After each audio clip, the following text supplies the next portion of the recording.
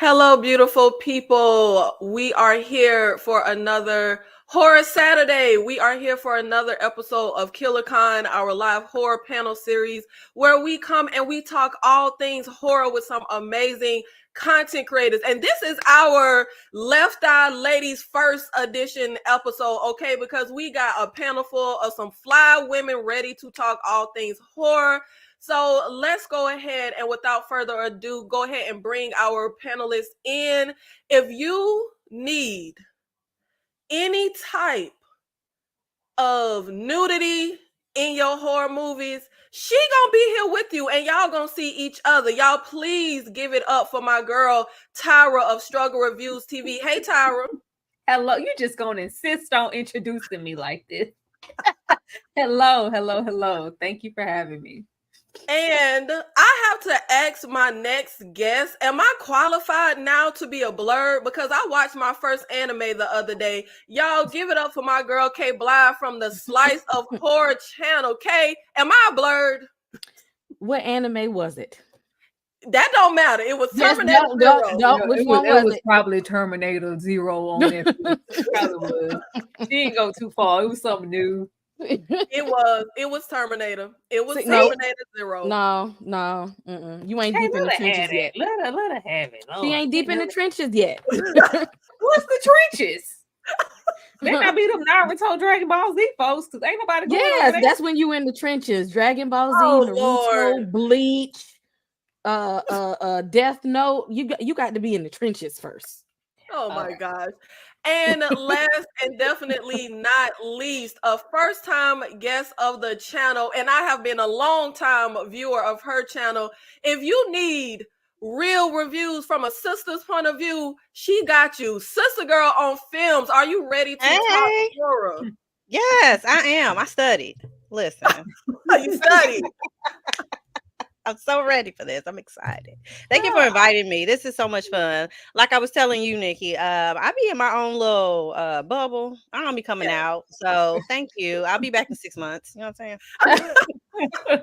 I'm glad you outside a little bit for us today. Yes. In these YouTube streets. Thank you. Now, before we get into all things horror, I want to take a second and shout out. We got some new channel members of Struggle Reviews, Slice of Horror, Darfalina, Wiz D20, Bria James, Amy, the Cheshire Cat, Swim Fan 100. My girls are doing their blockbuster members only movie night this evening. So if you want to get access to their shenanigans, make sure you are a member of their channel. And shout out to all of my new members, my longtime members, my day one members. And let's get into today's KillerCon. Oh, but y'all know now. Y'all know how we do. We got to cut to my quick commercial break because y'all know the slogan. If you've been on the channel, you know the slogan: support or die. Take your best shot.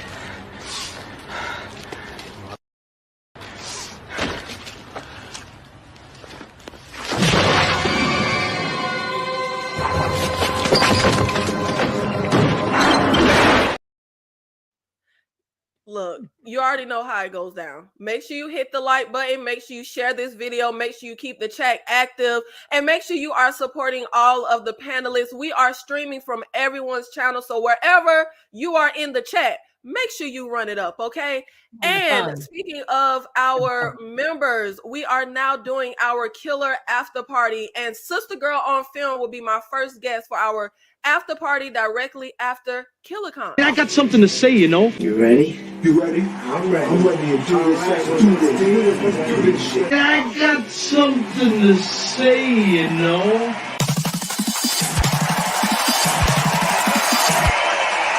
You ready? You ready? I'm ready. I'm ready to do this. Let's do this shit. So if you're ready to talk horror, let's get right into it. Now, today's episode, because, you know, I be eyeing what y'all little comments be saying, okay? When y'all be like, we need to talk about X, Y, Z. And one thing people have talked about are the dumb horror characters. So when you think about characters doing dumb stuff and characters in general in horror, sometimes you be happy to see characters die, okay? I know I have quite a few characters that I was very happy to see get they comeuppance.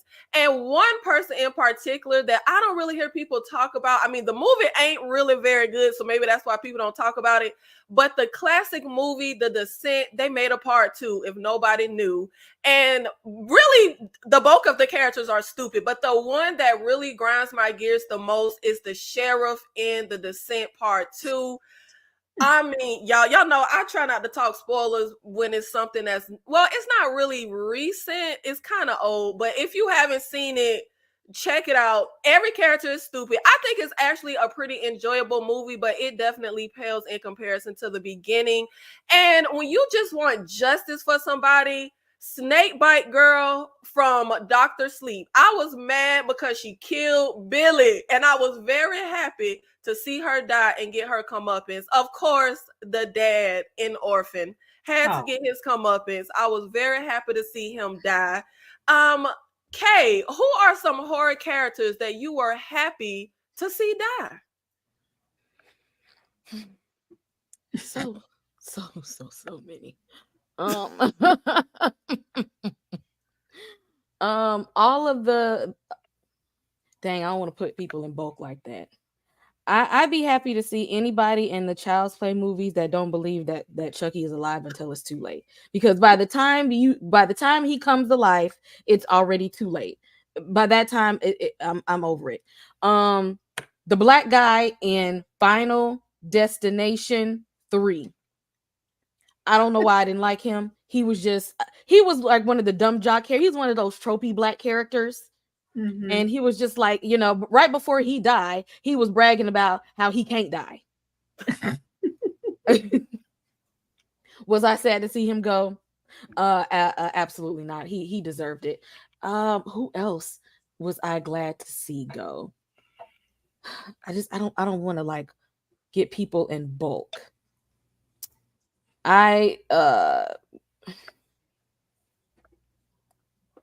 Now, Kay, I thought you had your list together, child. I did, but I feel like now when I be seeing other people, I be wanting to use other stuff. But I do have a list. But I don't want to be. I just be wanting to think of other people at the last minute. Oh, a good many of those people in the ruins. Because why you out there? Actually, the girl who survived, I didn't want her to live either. It was her fault that all this stuff popped Exactly. First of all, it was her fault, and the rest of them stayed in there listening to her when they could have left. They could have left a long time ago, but they stayed there listening to her. She the one got out. She's gonna die eventually because she still got it. I didn't like really any of those in the ruins because I feel like that whole thing was done. Why would y'all be there in the first? I like the ruins though. I just didn't care for any of the characters. Now, Tyra, do you have any horror characters you are happy to see die? Of course. Okay. Any character in a great revenge movie, I'm always happy to see them get their little comeuppance in the end. The selfish businessman, the little Japanese businessman on a train to Busan that was willing to throw his mama in front of a train to save himself. I needed him to die immediately, and I was happy. Even he couldn't even die peacefully. He had to be corrupt, even as a zombie, messing up stuff. The creepy dude, I don't know his name, but the creepy dude that's like eating salad with his fingers, being real pervy on the train and hostile. Yeah. Oh, he needed to go. I was happy that he rolled up on him in the end. Barbara, they're coming to get you, Barbara and Night of the Living Dead. Come on. Useless. I'm always, it takes her forever to die in the movie, and I'm just always happy when it does because she got on my damn nerves. The husband in Paranormal Activity, probably the one, few little found footage type of movies I'll watch, and that husband pisses me off every single time. Wait, the first one? Mm-hmm. He wasn't that bad. Okay, you would say that. It ain't his fault that he hooked up with somebody who had a demon following her. The mother and Carrie, and let's see, the religious helper in The Mist. I'm always happy to see her. Girl, you're doing too much. That's it. I'm stopped. I literally only saw The Mist one time when it came out, and even though I love the movie, I have never been able to rewatch it because of how that religious lady. It's not even that she's just that actress played that damn part, but it's such an extended part of that movie. Like I literally cannot even rewatch it. Tisha, who are your horror characters you are happy to see die? So I agree. Like if somebody is just being a jerk, I be cussing, so I gotta slip in my words. Okay. I love to see them go. So my main one is Trey from Freddy versus Jason. When he got smushed smush him up. Because who are you talking to? Babe, don't make me ask you. Well, who are you talking to? Smush him up. Okay. Loved it. Bye. Also Monster from Tales from the Hood. Awful. David Algier. Yes, get them out of here. Oh, you want to draw people like monsters? No, yes, go ahead, crumple them up, burn them up, get them out of here. Yes, and then that little heifer in Carrie that had the red hat on. First of all, why you got a hat on that prom? You already done made me mad. But then she was a bully the whole time. Get her out of here. So that was like the main three I could think of that, like when they died, I was like, and please do it again. Not do it again. Yes, do it again, please. Get them out of here. All the bullies in the Stephen King universe always deserve everything they get. All of them. Period. They are awful, and it's always kids. Stephen King got an issue with kids, huh? He don't like them. I don't either. We do, but I'd be so sick of the bully trope. But it irks me more when they don't get their comeuppance. Like those It movies, they did not get, the bullies ain't get their comeuppance. Like one bully died, but we didn't even get to see him die. He screamed and then he died off camera. I need to see them suffer. Like I need to see them get their comeuppance. But a few people I'm surprised y'all didn't mention, like that Hostel 2. When I tell you, Tyra, I enjoy his death so much. I mean, not Hostel 2. The guy you was talking about with the salad in the first Hostel, but in Hostel 2, the guy who was perpetrating like a nice guy and got his family jewels ripped off, I definitely was very happy to see that character die. Because they be out here like that, fronting like they the nicest person and just be real evil. But I also gotta say Burke from Aliens. I love Mad About You, but I could not stand Burke in Aliens. Trying to get them face huggers on Ripley and that poor little Newt. And of course, along the lines of what Tyra said with all the, assault revenge, but the gang in the Last House on the Left remake talk about being happy to see characters. That's really the best part of the movie for me. Them parents got real gutter with them people. Like the townspeople in Silent Hill, especially the leader in particular, they got they comeuppance real bad, and especially after they did the way they did that cop. I was very happy. I've actually never seen that. Ty, I think you would like it. It's good. You know I don't trust you. I'll check it out though. You know how you be doing. No, if I like something that's not necessarily great, I'd be telling y'all it ain't great, but I got entertainment value. Silent Hill, I think though, is actually really solid. Okay, I'm gonna try. You know, I'm gonna tell you if it wasn't. Yes, you will. Yes, you will, ma'am. Absolutely. I thought you was gonna say the town folk from Halloween, the second one, The Evil Dies Tonight. The whole town. Get them all out here. They didn't die though, but the crew, the vigilante crew, when Michael took all them out by himself, I shouldn't be rooting for Michael Myers. I shouldn't. But why was I rooting for him? Go ahead, because they done got on my nerves. So yeah, and sometimes horror will do that. It will have you rooting for the killer. Like we need the, and I think it was only one. That's quite a few times I root for the killer. But have you ever rooted against the final girl? That final girl in Halloween Resurrect. This is for Billy. This is for Susie. I was like, please kill her. I could not stand that girl.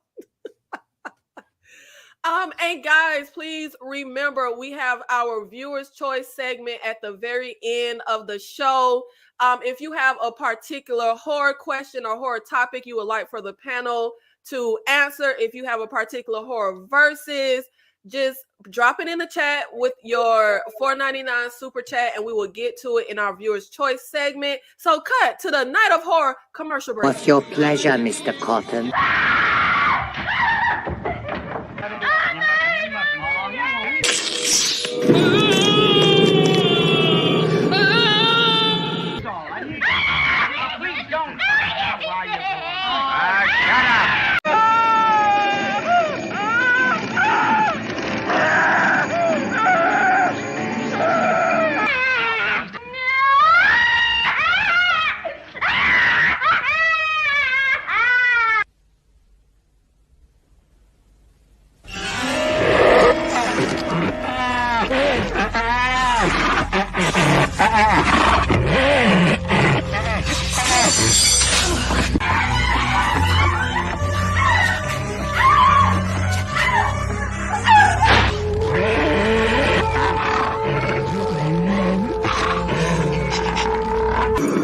What's your pleasure, Mr. Cotton? Shout out to the 55 people with us in this live. And before we move on to our next topic, I got one more character I gotta mention. I could not stand this man, and I don't know why they made him the face of the franchise for all them movies.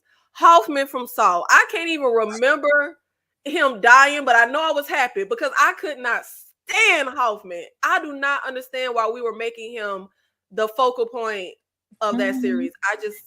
I thought she was going to go to the comments for that honorable mention. I see Kelly Rowland. I want to throw any black person who sacrificed themselves for one of the white tea people. Dumb. Well, I saw you caping for Annie's Psycho behind, talking about she just wanted the book series to continue. She did.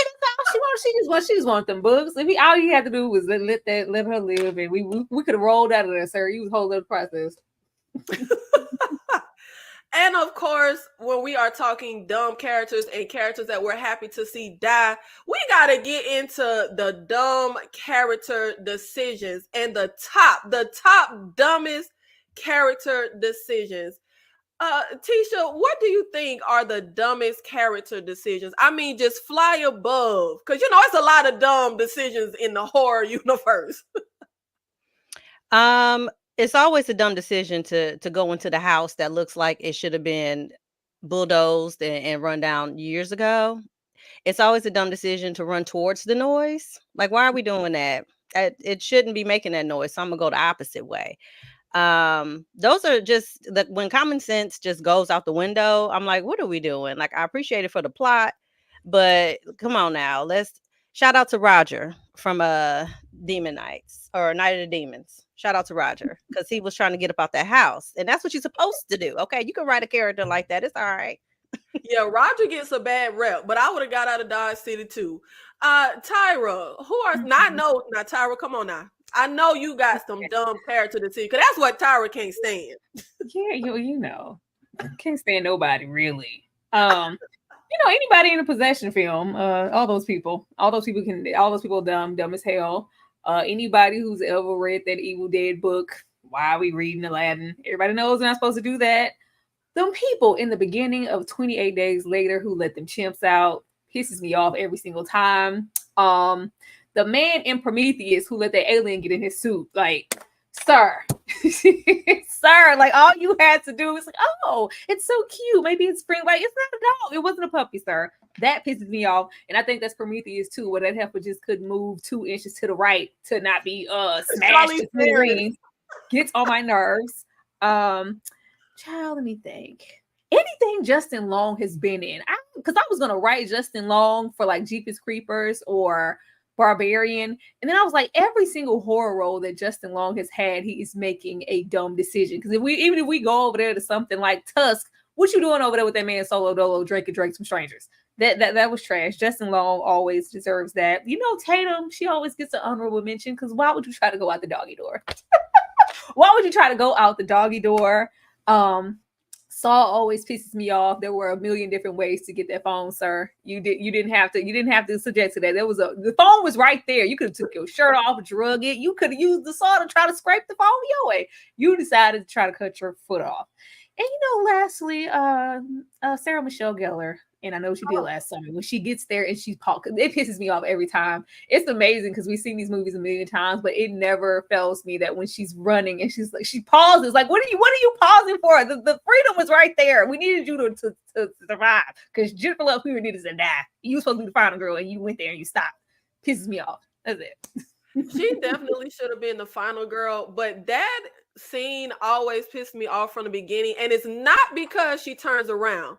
It's because how ridiculous it is that she jumped out the window. That fisherman would have had to go back downstairs, out the door, around the block, get in front of her, all while she's running down. That pissed me off so bad. Like, that pisses me off more than her turning around. Oh my God. Because it just doesn't make sense. It's no way he would have made it in front of her to be sitting in the cut waiting. Kay, what are the dumbest character decisions for you in horror?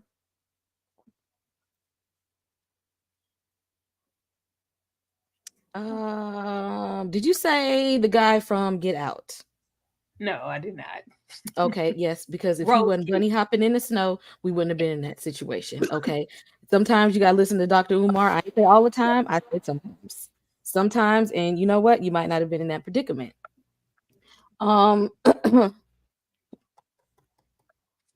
It just came to my mind, and Omar Epps Scream 2. Because why is your ear to the bathroom stall? Why is your face anywhere near a bathroom stall? That is beyond me. He's trying to get a little peek. He's trying to be a voyeur. He's trying to, yeah. Yeah, so that's not gonna work at all. And that's just what you get. Because first of all, you go in the bathroom and you do what you gotta do and you come out. For you to be putting your face on them nasty ass bathroom stalls, no, at that point, I can't even root for you no more, dog. Old girl from Talk to Me. Everybody in Talk to Me. Exactly. You know what? She because she was the star of the movie. I blame it on her. But all of the kids in there, minus that one girl's younger brother, he was an innocent party.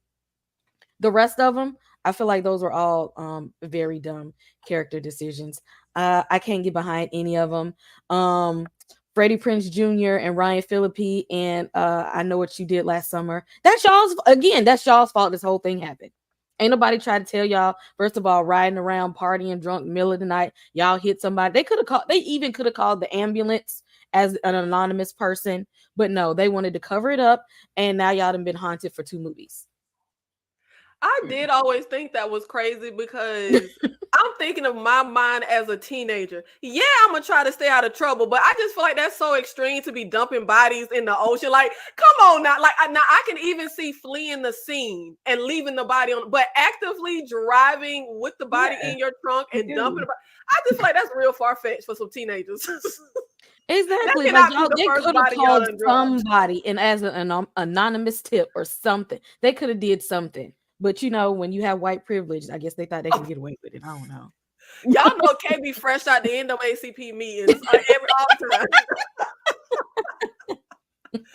But I would say the absolute dumbest character decisions for me would be that movie where the dad leaves his kids alone in the isolated cabin with the ex-cult member, escapee, girlfriend, mistress, who their mom... The Lodge. Yes, the Lodge. I thought that was the dumbest thing in the world. And then the dumb kids. Hey, this woman already on the edge. Let's mess with her even more. And then everybody who goes to Camp Crystal Lake ever, the parents in Quiet Place for letting the youngest of the group walk behind everybody. That just, and not just walk behind, because my mom wouldn't let me out of her eyesight in the grocery store, but letting your child be out of your sight in the apocalypse time, like, come on now, that's just stupid. Every decision in Alien Covenant, Tyra already covered Prometheus, but the whole crew of Alien Covenant, yeah, dumbest decisions after dumbest decisions. And I will also add what a lot of people may not see as dumb, because people really cape for this character. McCready in The Thing, when he isolates that doctor who was smashing the radio and stuff, that was a dumb decision. Like we could have tied him up where we could see him, but to have him isolated and we have to leave the group to go way out there to give him the blood test. F giving him the blood test, I'm just leave him out there since you done left him out there. But I feel like that was two really dumb decisions that I'm like, I know people cape for McCready, but he wasn't the best leader in every scenario. McCready did the blood test. I don't care. And he I forgot about Old Girl and Sweetheart Run. That was on my list. Whole movie is stupid. Because she didn't even know that man. Why you in that white man house and you just met him that day? Again, just don't be wanting to see nobody with a white person. I'm not gonna tell you. Why you don't have nothing to do with nothing. Yes, it do. She did not know that man. She did not know that white man to be going back to his house like that. So that was all her fault. And I will also say, I enjoyed Run, Sweetheart, Run. I did. Really? I hated that movie. I did. Wow. I thought it was different. Wow. I will also say it was a dumb decision for McCready to do the blood test while holding it in the palm of his hand. Okay, yeah, that was dumb. Tyra, can you at least give me that one? I give you that. That was stupid. We could have did the same thing while I sat on the counter. And of course, we are going to get into the most brutal death scenes. Because, you know, we talking about the characters we can't stand. So I'm just like, you know what? We get some real brutality too. Now, it ain't always the characters you can't stand.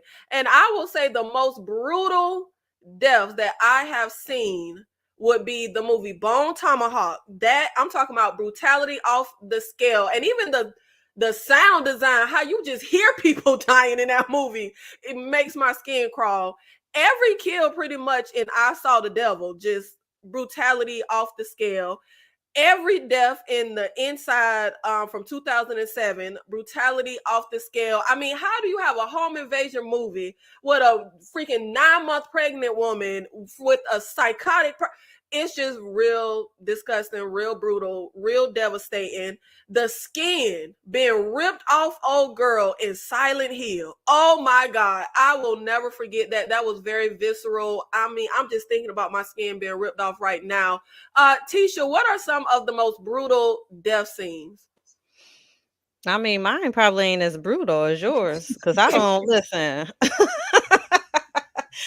I stray away. No, thank you.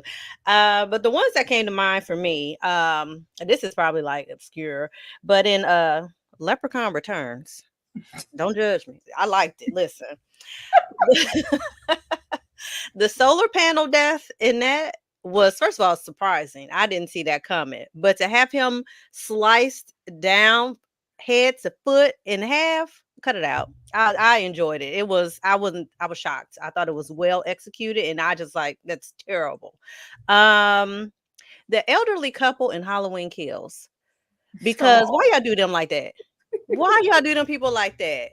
I ain't like it. I ain't like it. You know, I know that spoiler alert. You know, one of them didn't actually die, but still, it was just hard to watch. Jules, Cabin in the Woods. First of all, she got drugged by a bear trap and drugged back to the zombie hillbilly killers, and then they took time to, in unison, to saw her head off. Absolutely not. And you know, it was probably tetanus and all that. Terrible. And then I just watched Friday the 13th part 3 yesterday. Shout out to my subscribers. Shout out to Patreon. Andy, first of all, why are you walking around on your hands? Because that got on my nerves anyway. But then you got axed from your genitalia on that. Okay, terrible. Them was the ones I could think of. Now I don't be watching stuff like that. So if I catch it, it's on accident. And it stays with me for a long time. I tell you. Yeah, because I'm like, and that's another thing. Like everyone's like scale of like brutal is very different. Because like the deaths, I'm like, well, those was kind of light work when I think about them. That that you was just mentioning. Because I mean, when I don't know, I just feel like Bone Tomahawk, when you get scalped alive and then it gets stuffed in your mouth and then you get a hot cold stuffed in your stomach. I'm just like, that's freaking brutal. I just want to say this right now to you, Nikki, right quick. Let me say this. Now you suggested that to me, and I'm glad I didn't pick it. Okay, because Bone Tomahawk by itself sounded questionable, and now you're talking about coals and scalping. Child, no. I wish you would have picked that one. I wish you would have, because I would have loved to talk about that one. I wouldn't have watched it. That's for our killer after party, guys. We will be deep diving into some horror movies. Tyra, now I know me and Tyra be here with the, well, y'all know Tyra a gangster. You know, I don't really know if he really considers anything brutal. Tyra, has there ever been a brutal death scene for you? Yeah. I would count Ray Liotta in Hannibal. That was a pretty brutal way to go out, because why would you feed me that? Right. That was a mess. My brutal for me is like Cannibal Holocaust, Green Inferno. Those are like really brutal deaths. Like, that's when we get all off into cannibalism and stuff. Then we're getting like hella brutal. I think Green Inferno is pretty brutal. It's not brutal, but the laser death in the first Resident Evil, where that man was like trying to manipulate that laser, he's like, "Oh, I'm going, like, whoo, I'm safe," and then it splits and it just comes over his whole body. Like he was just so determined and he was doing so well. That always pissed me off. Yeah, that made me mad. He deserved to survive. He was trying so hard. He had lifted his whole body up and everything. The bedroom death in Terrifier 2, that was pretty brutal. Like that went on for quite some time, and I didn't know. I was questioning everything at that point, because why would we go that far? I think they were trying to top that death that split down the middle from the first one, but the death in Terrifier 2 was pretty brutal. Let's see, the deaths in When Evil Lurks, those are pretty. Those stuck with me. Not as brutal, but those stick with me. Like, and then you say you just watched The Prowler. I love the deaths in The Prowler. They're really, really gory, really bloody. The stuff from the 70s, I love just the way those deaths look, like just stretching and transforming into something else. That's crazy. Every single death in the Final Destination franchise, because just kill me. You don't got to play on my intentions and have me go through. We need a leaf to fall on a glass and then the water to drip. Like just take me out of my misery to get this brutal death. I think that's it. And I always just love the death in Nightmare on Elm Street 2, where he comes out of, I forgot the lead's name, but he comes out of his body in the bedroom. And Freddy, he has that hat on. He splits all the way down the middle, even though he isn't dead. The guy who actually dies, the best friend who ain't want to be bothered, wasn't even his best friend. You just rolling up to my house, just getting me involved in your mess. And he knew the death was coming, so just to watch him come out of the friend and come and kill him while his daddy bringing, like, you could have worked harder to open the door, sir. But yeah, that was a lot. That was a lot. And you mentioned the death in Terrifier. I will say, when they split that girl in half in the first Terrifier, Bone Tomahawk did it first. They had this guy, but he didn't just get sawed from his growing down. He got like hacked through his growing. So yeah, they did it before Terrifier. That was that movie is just a wild ride. Kay, what are some of, and Kay, Kay, what's the most brutal death scenes that ain't got nothing to do with Friday the 13th? Silly, don't do that to her. You already know. Well, my answer was gonna be something else, but you already called me as the director of the NAACP because I was gonna name the deaths from Roots and 12 Years a Slave. You know what, Kay? In my mind, those was brutal deaths, but I will go with my backup plans instead. But and okay, the movie that y'all don't like, The Happening. Okay, laying down and letting the lawnmower roll over you is brutal to me. Going to the zoo and letting lions, tigers, and bears feed off of you is brutal to me. Also, if we take it from the movies and we go to TV shows, Noah's death and Walking Dead was brutal. He literally got eaten alive while Glenn watched him through the clear doors was brutal. And then Glenn's death itself was very brutal. He had to be beat to death in front of his pregnant wife. I had to bring it up, Kay. I hadn't thought about that in quite some time. That them killing Noah in that one, and you know the thing, I'm about to take K spot at the NAACP meeting because the thing that used to piss me off with The Walking Dead, they would always kill a black character before introducing a new black character. It was like they only had a black character quota, and if we gonna bring a new one on, we gotta kill another. That they killed T-Dog and then brought on Sasha and her brother. You know, we brought on Bob, but like we killed like anytime we bring on a black character, we had to kill. But that used to piss me off. Noah ain't need to die. Noah ain't. Y'all might as well left Noah at that damn hospital getting abused. Like Noah did not need to die. He didn't just die. He died so brutally. Yes, it was so sad. Goodness. Yeah. I think that might be the saddest. Like I felt with the death on the walk. Like it felt sad. Oh my god. Oh, you just wanted to go home. This is you brought this question in. I was in a good mood till you brought up Noah. You did this. Oh my gosh. That ripped my heart out. And now we are going to get into my favorite game. Guess the movie by the tagline. Now, y'all, this, you know, we ain't got no money on the line. You know, ain't no money on the ropes. But I like to have fun with this game. And it's not very easy to just know a movie by the tagline because, you know, these taglines be every which way. But I also feel like it's a fun way to like get into some movie taglines because I personally love that when it comes to the marketing of horror movies. I love a tagline. I'm always excited to see what tagline a movie will come up with. Now, Tisha, this your first time on the chopping block. This your first time up to the podium. So this how the game go. I'm gonna give you 3 movies and I'm gonna tell you a tagline and you have to tell me which movie that tagline belongs to. Okay. So thank God I've seen all first, have you seen Hush? Yeah, I've seen all these movies. Okay, so okay, yeah. We already in the game. Now see, you might get this, baby. You ahead of the game. You done seen all 3 of them. Okay. I have, surprisingly. Look, no bad. This is hard. The first tagline is "Silence can be killer." Which movie goes with that tagline?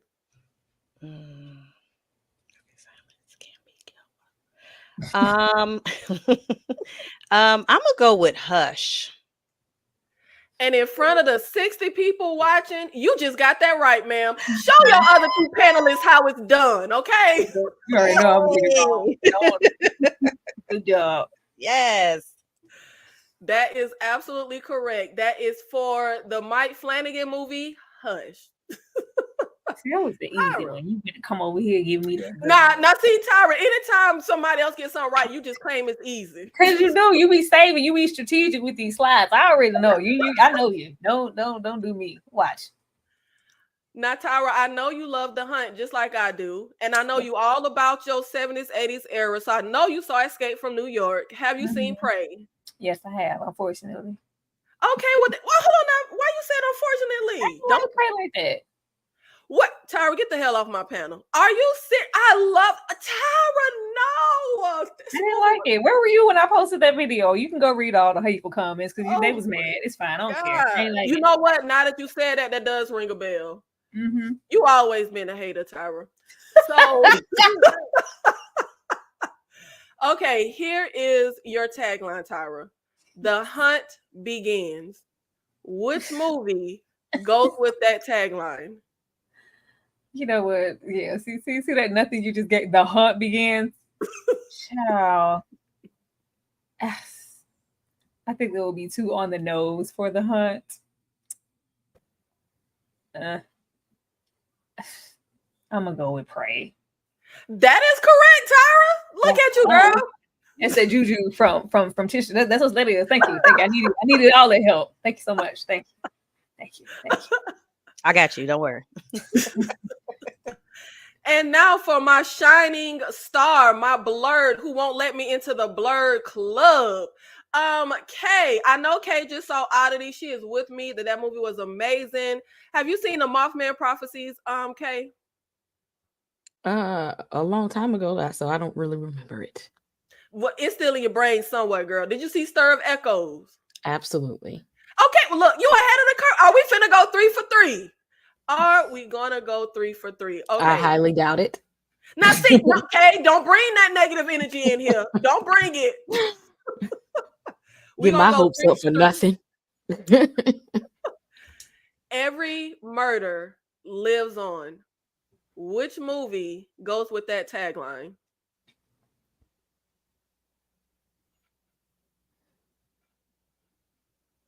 I have no idea, so I'm just gonna go with A. Okay, there are letters here. Well, see, in my mind, there's A, B, and C. What's A? Oddity. You are correct, Kay. Now, see, you came in here with that negative energy, and look what happened. You got it right. It is absolutely. I guess. I didn't know that. It don't matter about how you get some. Look, don't question God when it comes to your blessings. It don't matter how you get it right. You got it right. Okay, take it. We 3 for 3, just like I predicted. This the magic panel right here. Okay, it is because we never did that.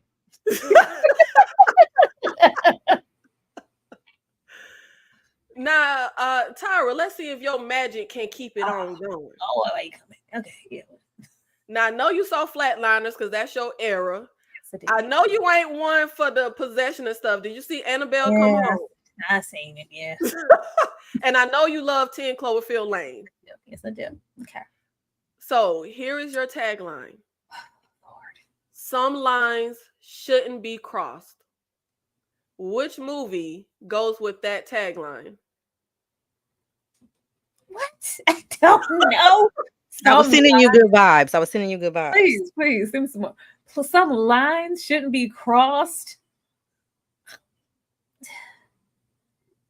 I don't want to say flat, like, because flatliners, lines shouldn't be crossed. Like, you know, they would do something like that on the nose in that era, so it could be flatliners. But I feel like it might be 10 Cloverfield Lane, and I feel like that movie's just above that kind of tagline because that's not even. Some lines should be crossed. But what is the thought that every single right one is going to be in that front slide? Is it everything gonna be A? This panel, I don't trust Nikki to put it all there. She, but if she was tired, she might have did that. I don't know. Let me see. I'm gonna go with 10 Cloverfield Lane. You should have went with your mind of how they would be on the nose in the 80s. It's Flatliners. I was sending it to you. I was like, everybody was trying to help you out. The chat was popping up. I ain't listening to them. You know how many times they even stared me wrong? I don't even look down. Yay. That is so on the nose. Some lines should be crossed. It is. I thought that was a fun one. Now let's see if Kay can redeem the panelists. Now, Kay, don't come in here with your bad juju. You riding high off your win from last round. Let's see if you can keep riding high. Okay. Guess the movie by the tagline. We got The Crazies. Have you seen The Crazies, Kay? You muted, Kay. Oh yes, I went to the movie to see that one. Oh, me too. Sleepy Hollow. Years ago. Yeah, with Johnny Depp. And The Thing from 2011, The Thing remake that everybody hate on that I do love. Trash. The remake? Yes, 2011. Yeah, I ain't watched that. You know.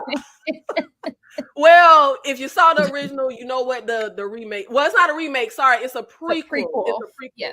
And I feel like if they would have used practical effects and not CGI, this movie would not get the hate that it does. It's actually really solid. And it was a smart idea. Prequel, not a remake. So here you go, Kay. Your tagline is, who will it come for next? Which movie goes with that tagline?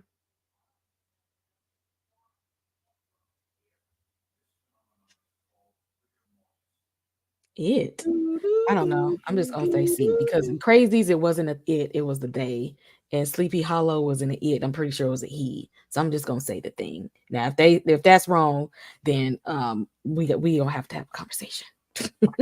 Well, what conversation we need to have, babe? Because that's wrong. It conversation with who wrote this tagline. Who is the it? I don't know. You're gonna have to talk to the people that did the marketing for Sleepy Hollow with Johnny Depp. Maybe Johnny Depp came up with it. I don't know, but it goes with Sleepy Hollow. Who is the it? It's about crying for all I know. But that was a he then. Who is he coming for next? Okay, I'm not here to break down these people marketing strategies.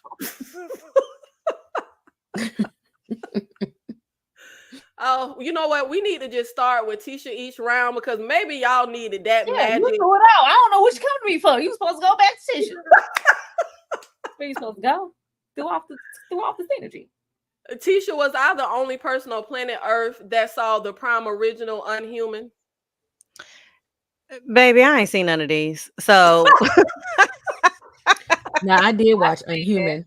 I've seen Unhuman, I've seen The Sadness, and I've seen everything here. I ain't seen none of them. So this is just gonna be just using my best guessing skills. Well, let's see how you could guess. The Sadness, to break it down, is pretty much Asian zombie outbreak movie. Unhuman, we got some teenagers fighting the undead. And Martyrs, we have some stuff dealing with, people being brutalized and people being half dead and all that stuff. So that's basically the gist of the three movies. That should have been on the brutal deaths list. Yeah. Oh, yeah. Yeah. I will say Martyrs is one of the few movies that I literally was like, I can't stomach this. I don't like this. Like, it was too much for me. Okay, here is your tagline. They haven't finished being alive. Which movie goes with that tagline? They haven't finished being alive? Yes. They haven't finished being alive. Okay. So it's giving. What's that first one? What's it called? Inhuman? I can't see it. The graphics on Unhuman. I'm gonna go with Unhuman. Y'all done brought y'all bad vibes over to Tisha. It's Martyrs. And I'll be honest, I don't know what that tagline got to do with Martyrs. Nothing to do with Martyrs at all. I wouldn't have picked that. I was gonna say that if it's not that, then I was gonna say The Sadness. I was gonna, because them Unhumans was not really Unhuman. So. Okay, yeah. Based on the synopsis you gave me, I immediately eliminated that one because I'm like, based on what you said, it doesn't sound like much of a choice. So, that's why I picked this one, because I knew nobody would get it right. Because even if you saw Martyrs, that tagline is so stupid. Sabotage. That's what's up. But y'all did good for a little while. But I like when y'all win, but I prefer when y'all lose. So this was good little final round. Now, we like the money that jingles, but prefer the kind that folds. Exactly. Shout out to the 60 people with us in this live. Make sure you are supporting all of our panelists, whichever channels you are watching from. Make sure you hit like on the video, share the video, keep the chat active. And if I have to remind y'all again, do I have to remind y'all again? Let me remind y'all again. It's Support or Die. Please, I'm begging you, please.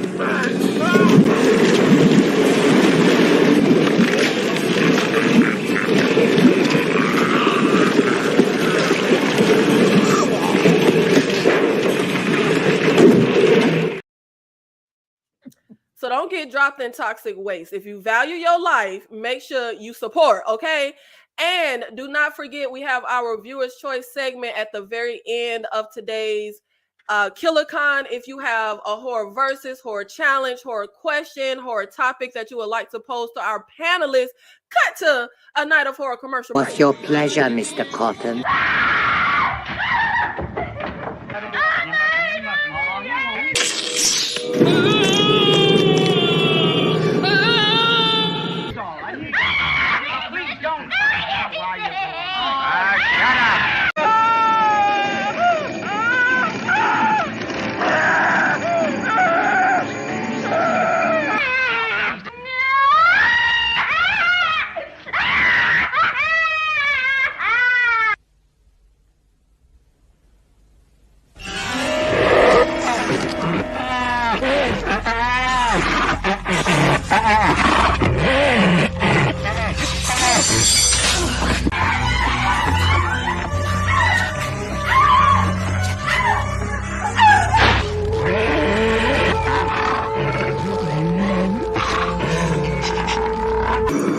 What's your pleasure, Mr. Cotton?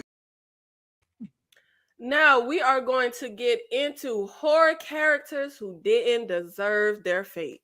Oh, as much as we love to see some characters die, it's some characters that did not deserve their fate. And I'm going to go with the wife from that Saw movie who got like burned, boiled alive because her husband told a false story that she didn't even know nothing about. That poor lady ain't know that she married a dang scammer. Also, the baseball team guy and his girlfriend and the dad of the pregnant lady in Train to Busan. That hurt my soul. They did not deserve that. Alex from Final Destination should have been a final guy. Having him die in between Final Destination and Final Destination 2, I think they said he got hit in the head with a log or something real stupid that Alex would have seen coming. That man, he did not deserve that fate. He should have went on like Andy in the Child's Play franchise and been our final guy. We mentioned Sarah Michelle Gellar's Helen from I Know What You Did Last Summer. Babe ain't deserve her fate. Like Tyra said, she should have been the final girl. I do like Jennifer Love Hewitt. Okay, I bought her album. Do y'all remember that Jennifer Love Hewitt used to sing back in the day, baby? I used to play that album out, but she should not we have don't been the remember final that. girl.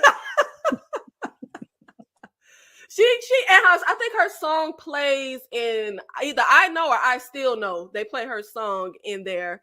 And I would also add, if you have seen 30 Days of Night, the tough townsman guy who wanted to stay secluded, and Josh Hartnett was like, I gotta write you this ticket so you know you're a part of something.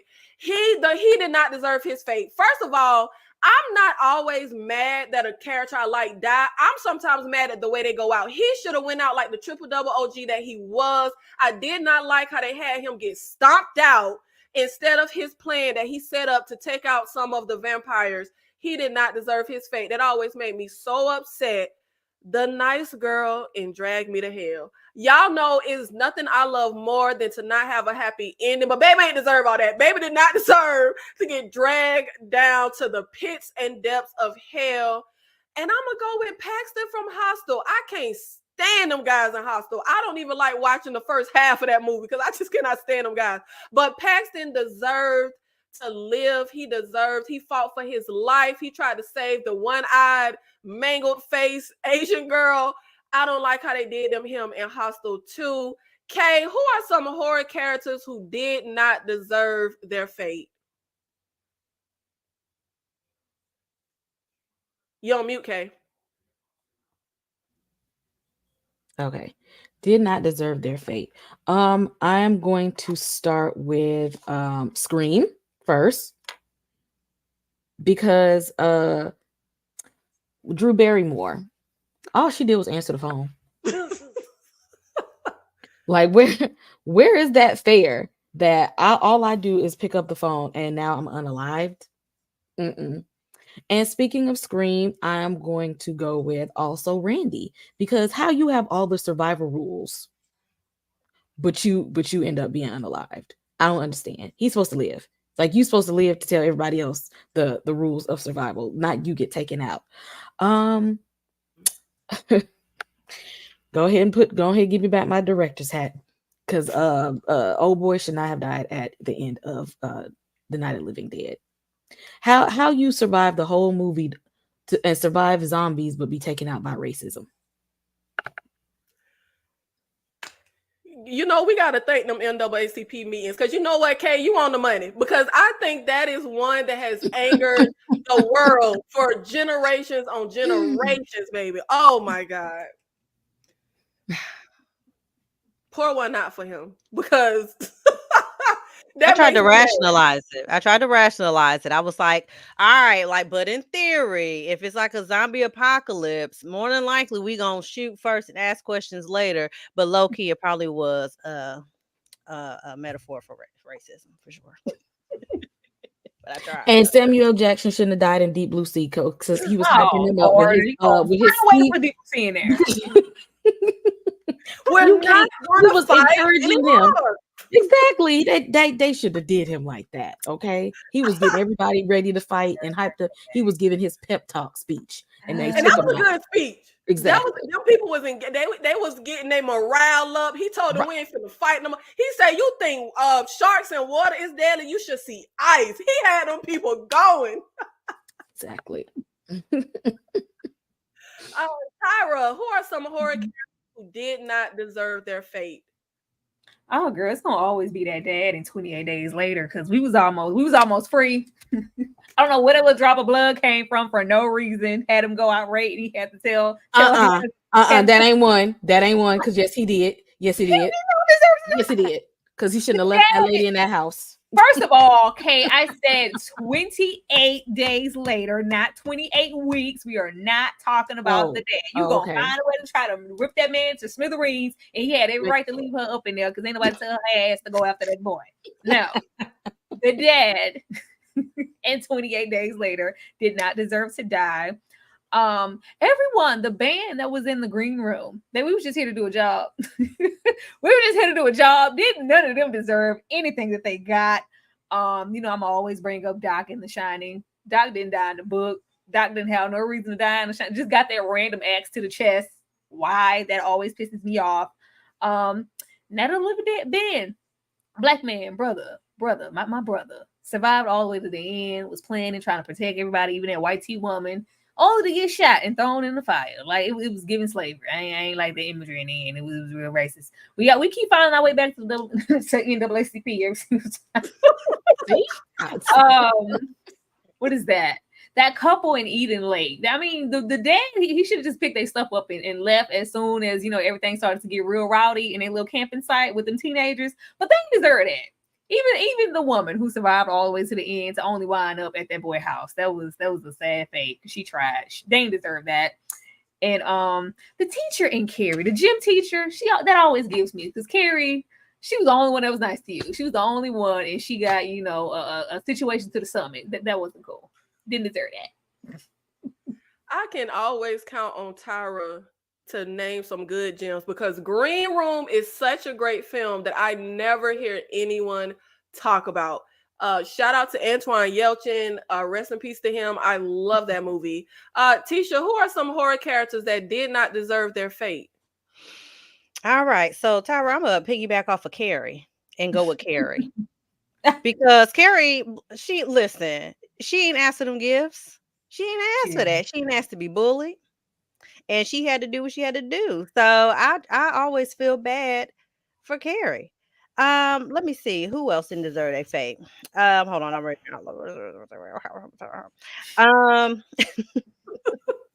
Look, Charlie, Hereditary. Charlie, generational trauma. That's what did her in. And then allergies, terrible. So Charlie didn't deserve none of that. Oh, that was a terrible death. Let me see how I go. Dairy, Jeepers Creepers. I don't care what y'all say. Listen, I don't care what y'all say. I know. Listen. I know Dairy ain't had no business going down that chute. I get it. But it's just something about him screaming at the end, just so Jeepers Creepers can get his little eyeballs. It's sad. I always feel bad for Dairy. I really do. And then I don't know if everybody has seen Long Legs. Yeah. But spoiler alert for anybody watching that's not. The entire Carter family, that entire ending scene, them folks didn't deserve none of that. And I just feel bad for that because it was the whole scene was just sad, and then the little girl sitting there just sad, but no, she can't do that. It was too much. So I probably got more that I could probably think the old family in Halloween Kills. I'm gonna go back to them too. They ain't deserve that. They didn't deserve none of that. And it's probably some more I could think of too, but them the main ones I could think of, child. And shout out to M Gill Design in the comments mentioning one of my favorite horror movies of all times, Demons from 1985. Yes, old girl survived the whole movie, was the final girl, and then at the end when we about to get free and we finally about to get up out this theater, she gets got. Oh my gosh, yeah, that was crazy. Let me and just then the say way also, the family just shoot her ass out the Jeep and just keep rolling. Like, y'all done shot that man girlfriend and they just kept rolling. Listen, that was my favorite part. Because at this point, I'm not playing with you. I get it. You made it all the way to the end. But it's end times. We ain't got time to be dilly-dallying and maybe we got a cure. Maybe boom. We got a cure, all right. One to the head. That's the cure. Now go. Get off my truck. Bye. You know what? That's exactly what they would do. No, he's just sick. We just gotta get him we just gotta get him some help. You're right. That is what the characters usually do.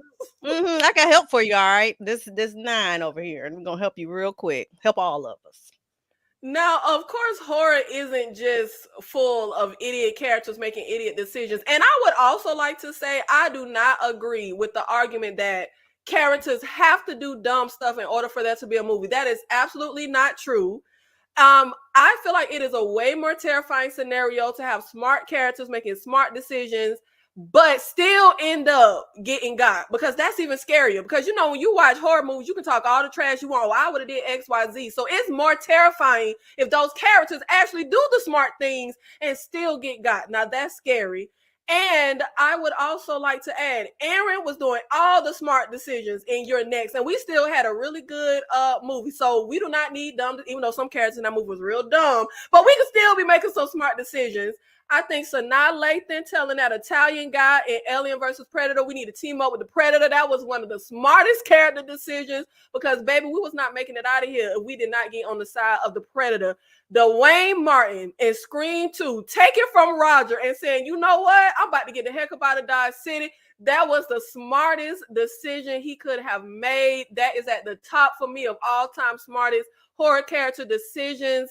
The lady in the movie The Invitation. If y'all haven't seen it, there's a movie called The Invitation where this guy gets invited to a dinner party. It is the strangest, most awkward, sinister, something is up dinner party, but everybody stays. But you got the one lady with some common sense, like, you know what, y'all getting real weird and creepy.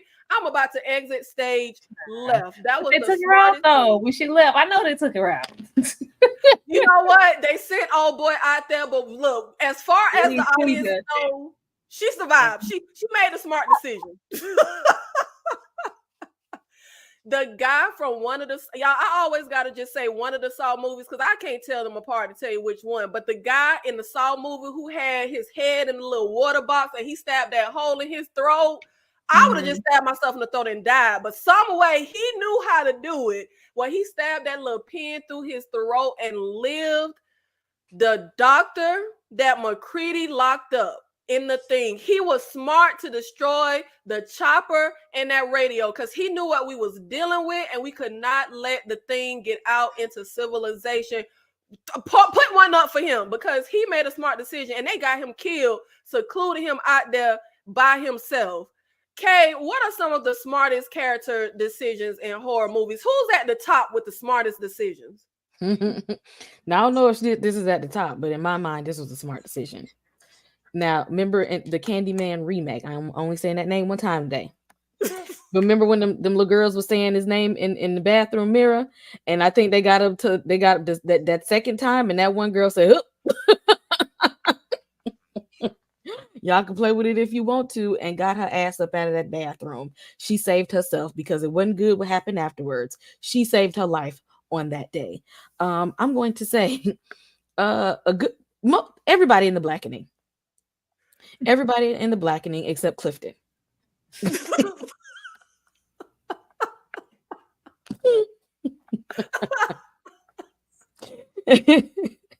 And Now, every decision is black and it wasn't smart because we did split the hell up and we did a few other things, but everybody, they survived. They were surviving. They came together. The group, they stuck together. Okay, they made a lot of smart decisions. Even at the end of the movie, and he said, instead of calling the police and getting shot up, I'm gonna call the fire department. Now they may have gotten hosed, but they lived. You can live with some water spray better than the bullets coming at you. I feel like that was a smart decision.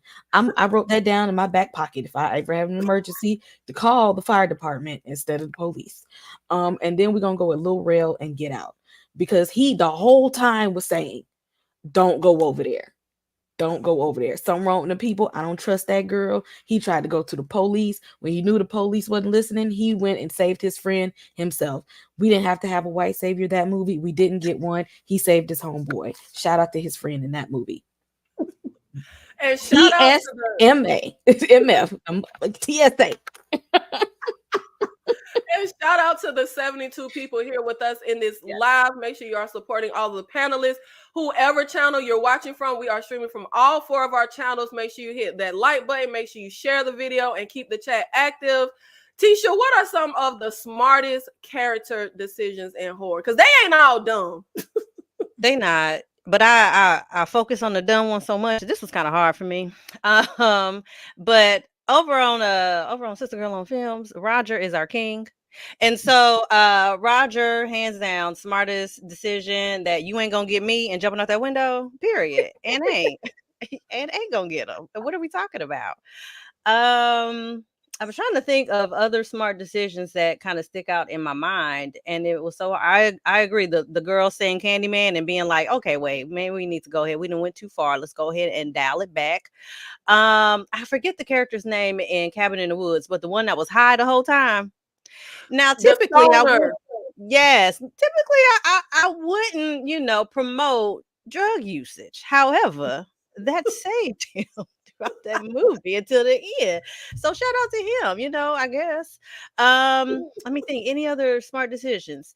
And low key, the heifer in Freddy versus Jason, the final girl. I don't remember nobody's name, but when she figured out how to wake up and then she burned herself and then they brought Freddy back and then he had to face Jason in real time, period. Because Jason ain't gonna win in the dream world, but you bring him to reality and then still up for debate, like who really won. But them the ones that kind of stand out to me. It's probably more, but I'd be so mad at the people doing dumb stuff that I overlook the smart people. I ain't gonna lie. See, we got some smart. Look, that's what's wrong. They got idiots running amok in the horror genre that we can't even really shine. We got to shine the spotlight on the ones making the smart decision because the idiots is overrunning. Okay, I'm sorry. I just thought of one real quick. In the original Dawn of the Dead, the decision to actually go to the mall overall. That was an amazing decision once you really think about it. Once they had everything boarded up, they had everything they needed for, I don't know how long they was in there for. It seemed like a long periodical time. But I feel like they really made a great decision until the vigilantes or the rioters came in. Yeah. I just thought about them. That was a great idea. Okay, I'm done. Thank you, Tisha. Tyra, what are some of the smartest character decisions in horror? The leading female in 10 Cloverfield Lane, she made some real smart decisions at the end because it took a lot of prep. It took a lot of prep, the suit, the look, even though she low-key ain't needed that. It's not the point. She was trying to get out there and live her best life. She made some really good decisions with that. The dude cutting on them car lights and Lights Out. That was so smart. That was so smart because I was like, oh Lord, you gone. You're gone. Or he's like, nope. When he cuts on those car lights using those keys, very, very smart. A plethora of folks in the Final Girls. I don't know if everybody's seen Final Girls, but the way that they get out of that situation is very, very smart. I think you said you're next because she was brilliant. We can go to Get Out again, even though there was some dumb decisions on Chris's behalf. Him putting that cotton in his ears will forever be really, really smart and unexpected. Barbarian, that was smart for her to, suckle on that disgusting milk. That was smart for her to, appeal to that. Like, that was disgusting, but it was smart. That was a smart decision. I like the decisions that were made in the most recent Invisible Man. When she throws that paint on the little suit, so smart. Very, very smart. I think that's it. My throwaway is always The Shining because it's the GOAT. Like little Danny, all the kids, little Danny and them footprints in the snow. Smart decision. And Andy in every single Child's Play because he stay ready. He ain't dying. He's gonna get me. Like y'all gonna do something. I don't care what I gotta do or how fast I gotta run in my little shoes. He stay ready, like from 0 to all the way, whatever. I don't know what a franchise style, but Andy is always on go. Love it. And I'm so happy you mentioned the boyfriend from Lights Out because we had a previous KillerCon where we talked about like the incompetent husbands and boyfriends and horror. And he is one that stands out as he was resourceful. He was smart. Like you said, he cut them lights on. He was actually supportive. He is actually a good one out of tons of horrid ones. And guys, please do not forget that Sister Girl on Films will be with me at the Killer After Party. As soon as we finish with KillerCon, we are coming back for the Killer After Party. We will be continuing the horror conversation and we will be deep diving into Speak No Evil 2022, talking about characters and their questionable decisions. I got something to say, you know. You ready? You ready? I'm ready. I'm ready to do this. Let's do this shit. I got something to say, you know.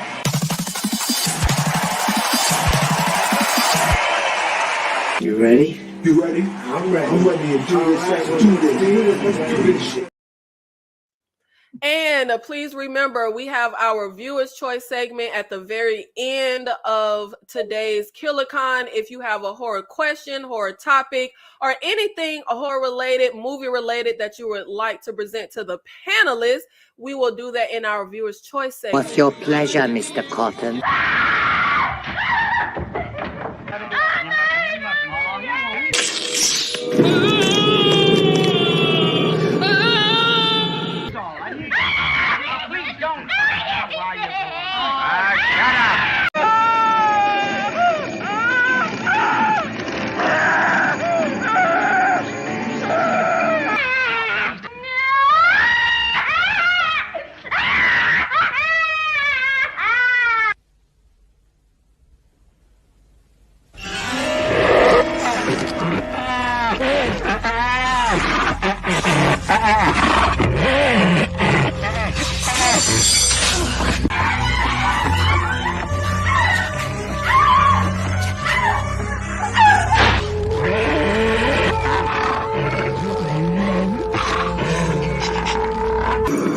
What's your pleasure, Mr. Cotton?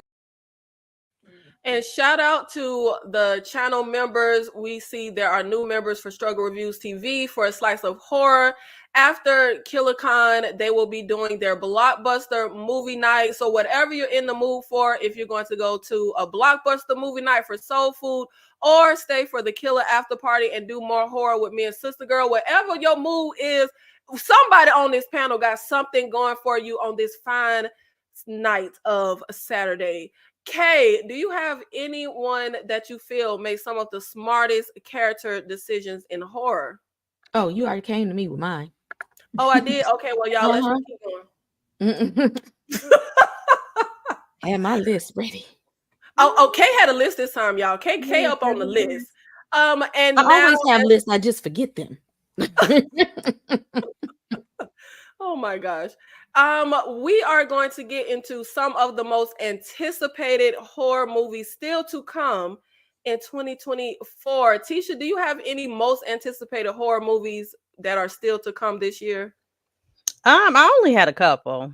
Smile 2. I am kind of looking forward to that to hope it doesn't have the sequel curse, because I really enjoyed the first Smile. So I want to see what they plan to do with it. I don't know if y'all already saw the clip of the promo at the VMAs. I think it was the VMAs, maybe during LL's performance, and then the lady was in the crowd. So I'm like, okay, they started with the same shenaniganery this time around. So hopefully it's good. And then Quiet as Kept, Never Let Go with Halle Berry. Because I don't think she's ever done like horror before. So that's why she has. Oh yeah, I forgot about that. Okay. So we're gonna act like she never did horror before. Um, this is a reset.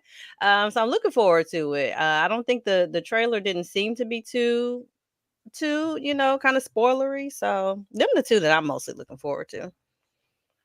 Kay,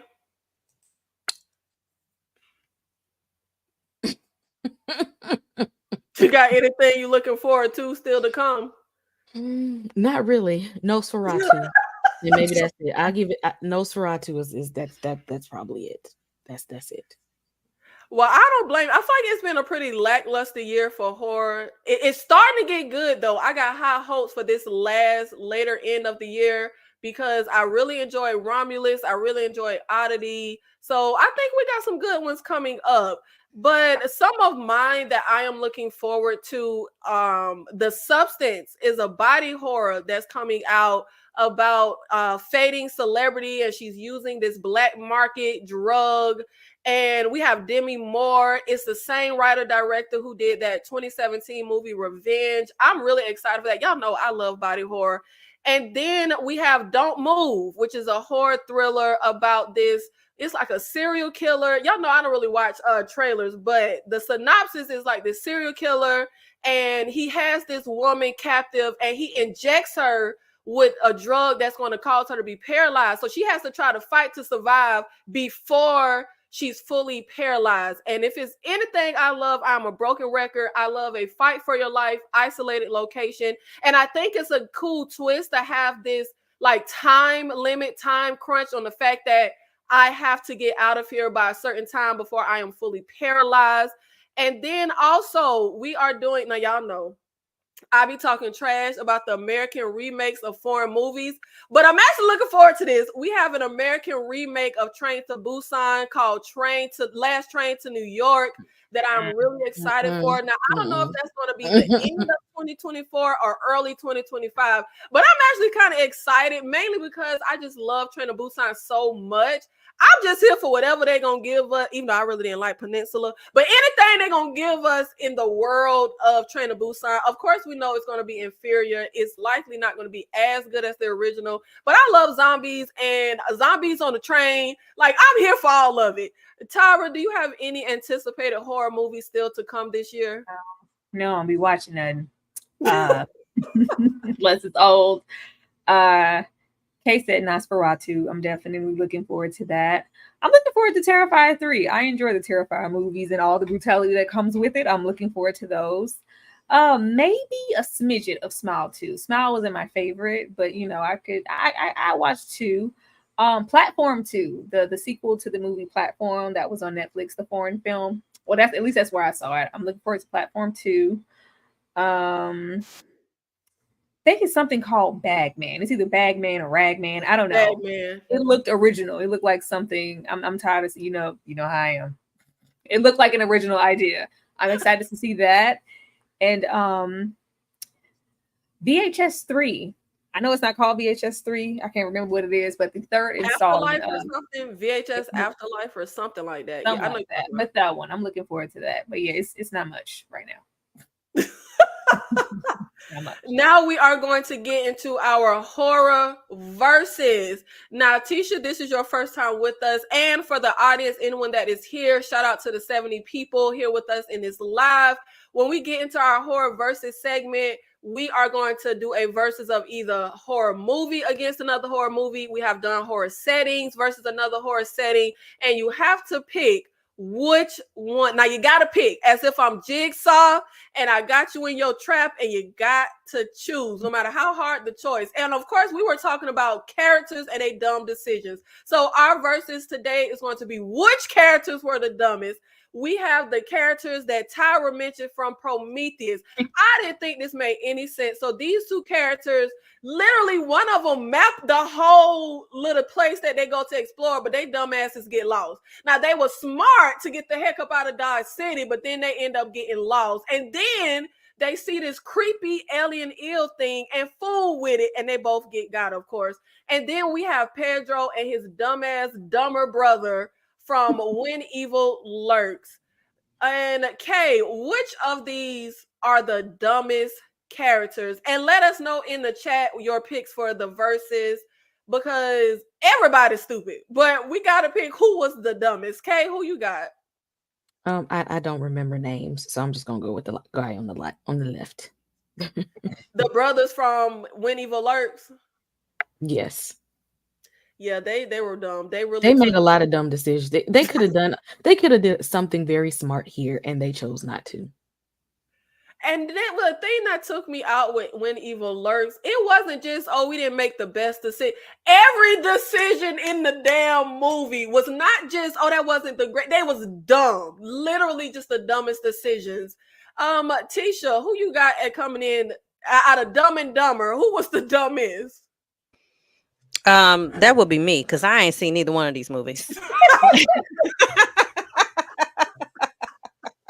That would be me. So, but based on what you described, okay, it sounds like maybe the guys from Prometheus, because they were pretty, yeah. Because how you smart and you dumb? That's logic. So I'm gonna go with them. That's a good. Hey, look, either pick. You ain't wrong when you're right. Tyra. It's always gonna be them Prometheus folks. That pisses me off every single time, because you didn't have to be there. You weren't supposed to be there. You're there lingering. They act like they walking through the park, touching. Like, who touches alien creatures? Who? Like, even though they made a lot of dumb decisions, and When Evil Lurks, like the fact that they even just them taking the mask off, it was just a lot of dumb on dumb, and I can't let that rock. It's gonna always be Prometheus. Yeah, and I feel like the people in Prometheus, I feel like they're dumber for the fact that they're smart. Like the brothers in When Evil Lurks, we just regular old folk, like everybody can't be smart. But the people, baby, y'all scientists. Like y'all are supposed to be smarter than the average bear. So yeah, they gonna take the cake for me when it comes to being the dumbest. Now we gonna stay in the Alien franchise, because when we got to our little sequels in later day, we got some real dumb characters. So we have the young lady who is Tennessee's wife, where this is Alien Covenant, where the infected guy comes onto the ship with the other lady, and she literally made 1, 2, 3, 4, 5 dumb decisions kind of back to back. And then we have the young lady, I'm mad her name Nicole. Why you got to give us Nicole's a bad name like this? In the Dawn of the Dead remake, where the dog is sent across the street to try to help the guy. The dog ain't even in trouble, and she ended up risking everybody's life to save a dog that don't need saving and get everybody damn killed. Now, would they have died eventually? Probably, but they ain't have to die right now. Kay, who do you have coming in as the dumbest of these two dummies? I'm gonna have to go with the left side again. Any reason why it's her over the other girl? They look alike, so both of them did dumb decisions. I can't tell one from the other. I'm just gonna go with the left. This look like the same person. I'm gonna play with you, Kay. You know what, Kay? I can't play with you right now. You know what, Tisha? Well, first, did you see Dawn of the Dead remake? Did you see Covenant? So Dawn of the Dead remake is one of my favorite horror films. So I have absolutely seen that. I'm just now getting caught up on the whole entire Alien franchise. I just recently did like a first time watch on my channel of like the first Alien movie. So I don't know nothing about it. So I absolutely am going to Stephen Nicole, because let me tell you something. That man was holed up in that shop for I don't know how. He was good. They was communicating, and then it's just a lot. So get her out of here. It's gonna be that heifer for me. I feel like even if I had seen the Alien movie, it's always gonna be her, because that was just insanity. So yeah, Nicole. And, I'm always cape for the animals, but this was by far the dog. Now I could see if the dog needed help. Now I'm gonna have to risk y'all lives to save the dog, but the dog ain't even need no help. Tyra, are you saving Bane? What you doing? Don't bring my dog into this. Baby would have been in the house. He wouldn't be out there carrying supplies in the first place. We don't need that. No, it's gonna always be this heifer with this dog. I ain't going. If I don't want John to go back for that wife, you think you want you to go back, risk my life for a dog that wasn't even in danger? That pisses me off. chip. Like, girl, no, I swear I would have just shot her off the rip and just threw her body off of that mall roof because you got me messed up. Like, see, all the people didn't have to die. We were held up in that mall with supplies to last us for years. No, we didn't need to go down that route for a dog. The dog might have came back. Like, girl, please. Terrible decision. Now she got to get tossed off the roof. Tyra, we could survive the apocalypse together because I'm with you. I would. You grab the hands, I'll grab the legs. One on the count of 3, swing her off. It's over. I got you. Oh my God. Poor one not for us, Nicole. She gave us a bad name. Now we got the dumb teenager versus the dumb teenager child. We got the kid wanting to be a fake ass DJ in Evil Dead Rise, playing the music for the little Evil Deadites. And then we have the kid from Hereditary. Kay, who coming out as the dumbest of the teen squad? Didn't the boy from Evil Dead Rise, he the one that went and found and pulled the book out, didn't he? Yes, real stupid, like all dug up in the hole. Exactly. He went looking for something that didn't have to occur. Nobody told him to go find it. Nobody told him to open it. All that transpired was all his fault. It's going to be him. Tyra. It's always gonna be the Evil Dead folks. It's like it takes one dummy every single Evil Dead installment. Somebody to play the record. They try to be cute this time. Oh, we gonna make it a record. No, everything about that record said don't play it, don't touch it. You went and found it in the decrepit corners of hell, whatever that was in that parking garage. He ain't have to do that. It's gonna always be him every single time. This little baby over here, that's some generational stuff. He had no control of that. And this is a good example of the characters we was happy to see die, or at least I was, because I love. You should have put the damn book back, Danny. You should have did what you was told. Tell my mom could use some money. That ish looks so. What about that said it was worth any amount of money? It was just so ridiculous. Tisha, who coming out as the dummies of the teens? Oh, absolutely. Evil Dead Rise boy. Like, sir, you are not a DJ at the EDM concert. Why are you blasting this loud throughout the whole entire apartment complex? Like, just do it to yourself. Put your little earphones on and go on about your business. So yeah, get him out of here. He had me mad the whole time I watched that movie. From the nutty, the beginning, the rooter to the tootie, whatever I was trying to say that. It looks like it's the evil David Guetta coming out on top in the verses. Just a big dummy. Now, we got a lot of dummies in the Evil Dead universe. We got the kid from Evil Dead 2013, and we have Paxton from Hostel. Now, I will say the kid from 2013 Evil Dead, now he was dumb, but I'm gonna kind of give him some grace because they hold up at this cabin with their little crackhead friend. He had nothing better else to do than cut open this damn book.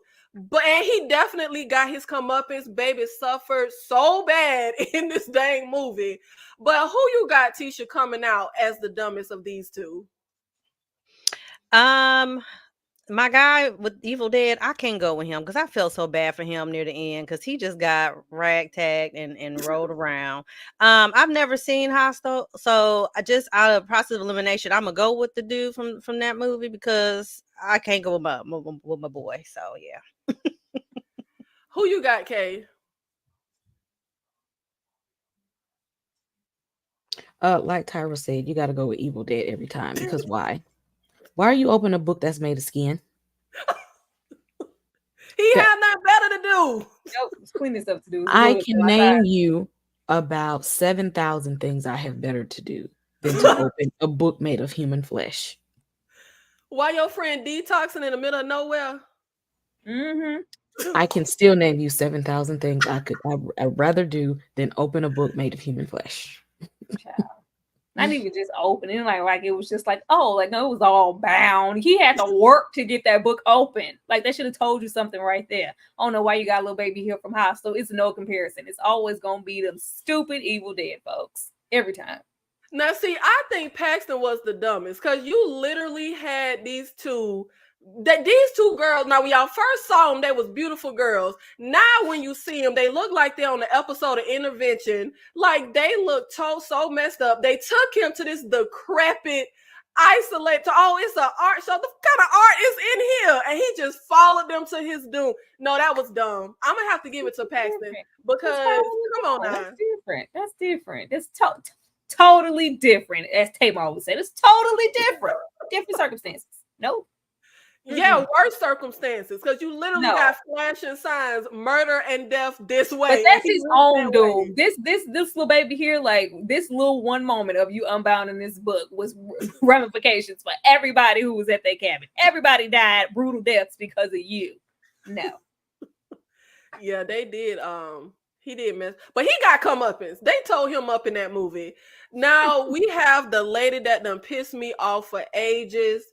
Old girl from the first Alien. First of all, she did a lot of stupid stuff. It was her fault we got in this mess. Fussing at Ripley to let the man on the ship. When Ripley like, what's on his face? We can't let that on board. Ripley, just open the door. And then she was dumb again when she got the black guy killed who had to sacrifice himself up. She just standing there just crying and whimpering when she the one got us in this mess. And then, of course, we have the most silent visitor in the history of creation from the Strangers. He comes to go to see his friends. He see the car crashed outside. He see the door broken down. He see the house is a straight. Like, he just walking through that. So he don't say, hey, it's someone. Now, in every horror, them people be screaming, who's out there? Who's there? Johnny, Tim. He ain't say a damn word. I'm sorry. He needed to get shot because that was dumb as hell. You see that house look messed up. Tisha, who coming out as the dumbest character? I mean, you just made a strong argument for my boy from the Strangers. So, you know, the heifer and Alien, she did make me mad. I was cussing throughout that whole movie because y'all, you know, let them in. No, absolutely not. I don't know what's going on, but you're gonna stay on this planet. I know that. So yeah, I'm gonna go with him though, because you're right. He saw all of that madness and mayhem. And not only that, but how about like, all right, this look a little sketch. Let me just call the police. Let me not even go in, because what is even going on right now? So I agree. Yeah, he was dumb. The only person I'm running through that house for is my mama, and I'm still not running through there silently. If I pull up the Tyra house and I see it look like World War III, baby, I'm about to exit and I'm about to call the fire department, like Kay said we supposed to do, because obviously something is wrong. Kay, who coming out as the biggest dummy? I'm gonna go with old boy on Stranger Things because he had a situation where he could have helped. And he did not, and you know that I don't feel sorry for you. I don't. Yeah, he need to get shot. That was so stupid. Tyra. Here's the heifer from the Aliens. Anybody who causes ramifications for the team, for multiple folks, you going down. She reminded me of Barbara. She gotta go. That man, you know, that's his own little situation. She gotta go. And then you're useless. It's one thing that says, you know, you want to be, let him in, okay? Whatever. You're useless. Yeah, it's her all day long. No, it's no comparison here. Because I feel like that's what really took the cake. Not only were you the one who popped off this situation, but once we in the situation, you just sniveling and crying. Like that really just, I never could stand her. It just made me so, and the black guy just keeps saying, run, get out of here. She just, like, no. Useless. Made me so mad. Now we have a character who I don't think a lot of people really have considered a character that made dumb decisions. Juno from The Descent, but Juno dumbass gonna have us go down into an unknown cave. Do you know how many people get hurt, killed, messed up trying to do all this crazy adventurous stuff, and she gonna have us go somewhere? Don't nobody know we in this cave. Don't nobody know where we going. Nobody knows our location. Now, could that have prevented the crawlers? No, but at least people would have known where we were. She messed us up off the top. And then, of course, we have Jessica Biel getting all her friends killed because we gotta tell the sheriff, we gotta get the body, we gotta let the girl, if this was you. We had a lot of moments to get the heck up out of Dodge City, but Jessica Biel ass running around with her no bra having ass flopping in the wind, getting all her friends killed because she want to do the right thing. Even after we meet the crazy sheriff that's being really weird, straight. If he don't care about the girl, why? And she just keep one. Then she wanted to walk in the old man house. Oh my Lord. Oh, y'all, come on now. I could go off on a tirade about Jessica Biel in this movie. But Tyra, who coming out as the biggest dummy here? I'm picking Juno by default, because why you sleep with that lady husband? Why you sleep with that lady husband, Juno? Like, She ain't got the nerve to survive and make it into the sequel. Why you sleep with that lady husband? I can't say nothing about her stabbing a friend. Because girl, why you running up on people in the dog? This is a desperate situation. Don't run up on me. You got shamed. I'm so sorry. But she didn't even look like she had no remorse at that moment. I don't know. She's just questionable behavior from Juno all around. Why you sleep with that lady husband? Acting like you lost, like I lost something to girl. Adultery? Absolutely not. No, it's gonna always no. It's Juno. Now that's an honorable mention, dumb character in the line of the friend from the strangers. If I see somebody fighting for their life, the adrenaline is high. The last thing I'm gonna do is pop them on the shoulder, tap them on the shoulder. I'm gonna announce myself. I'm gonna make all. You do not creep up on me like you Michael Myers. That was so stupid. So honorable mention to that big dummy.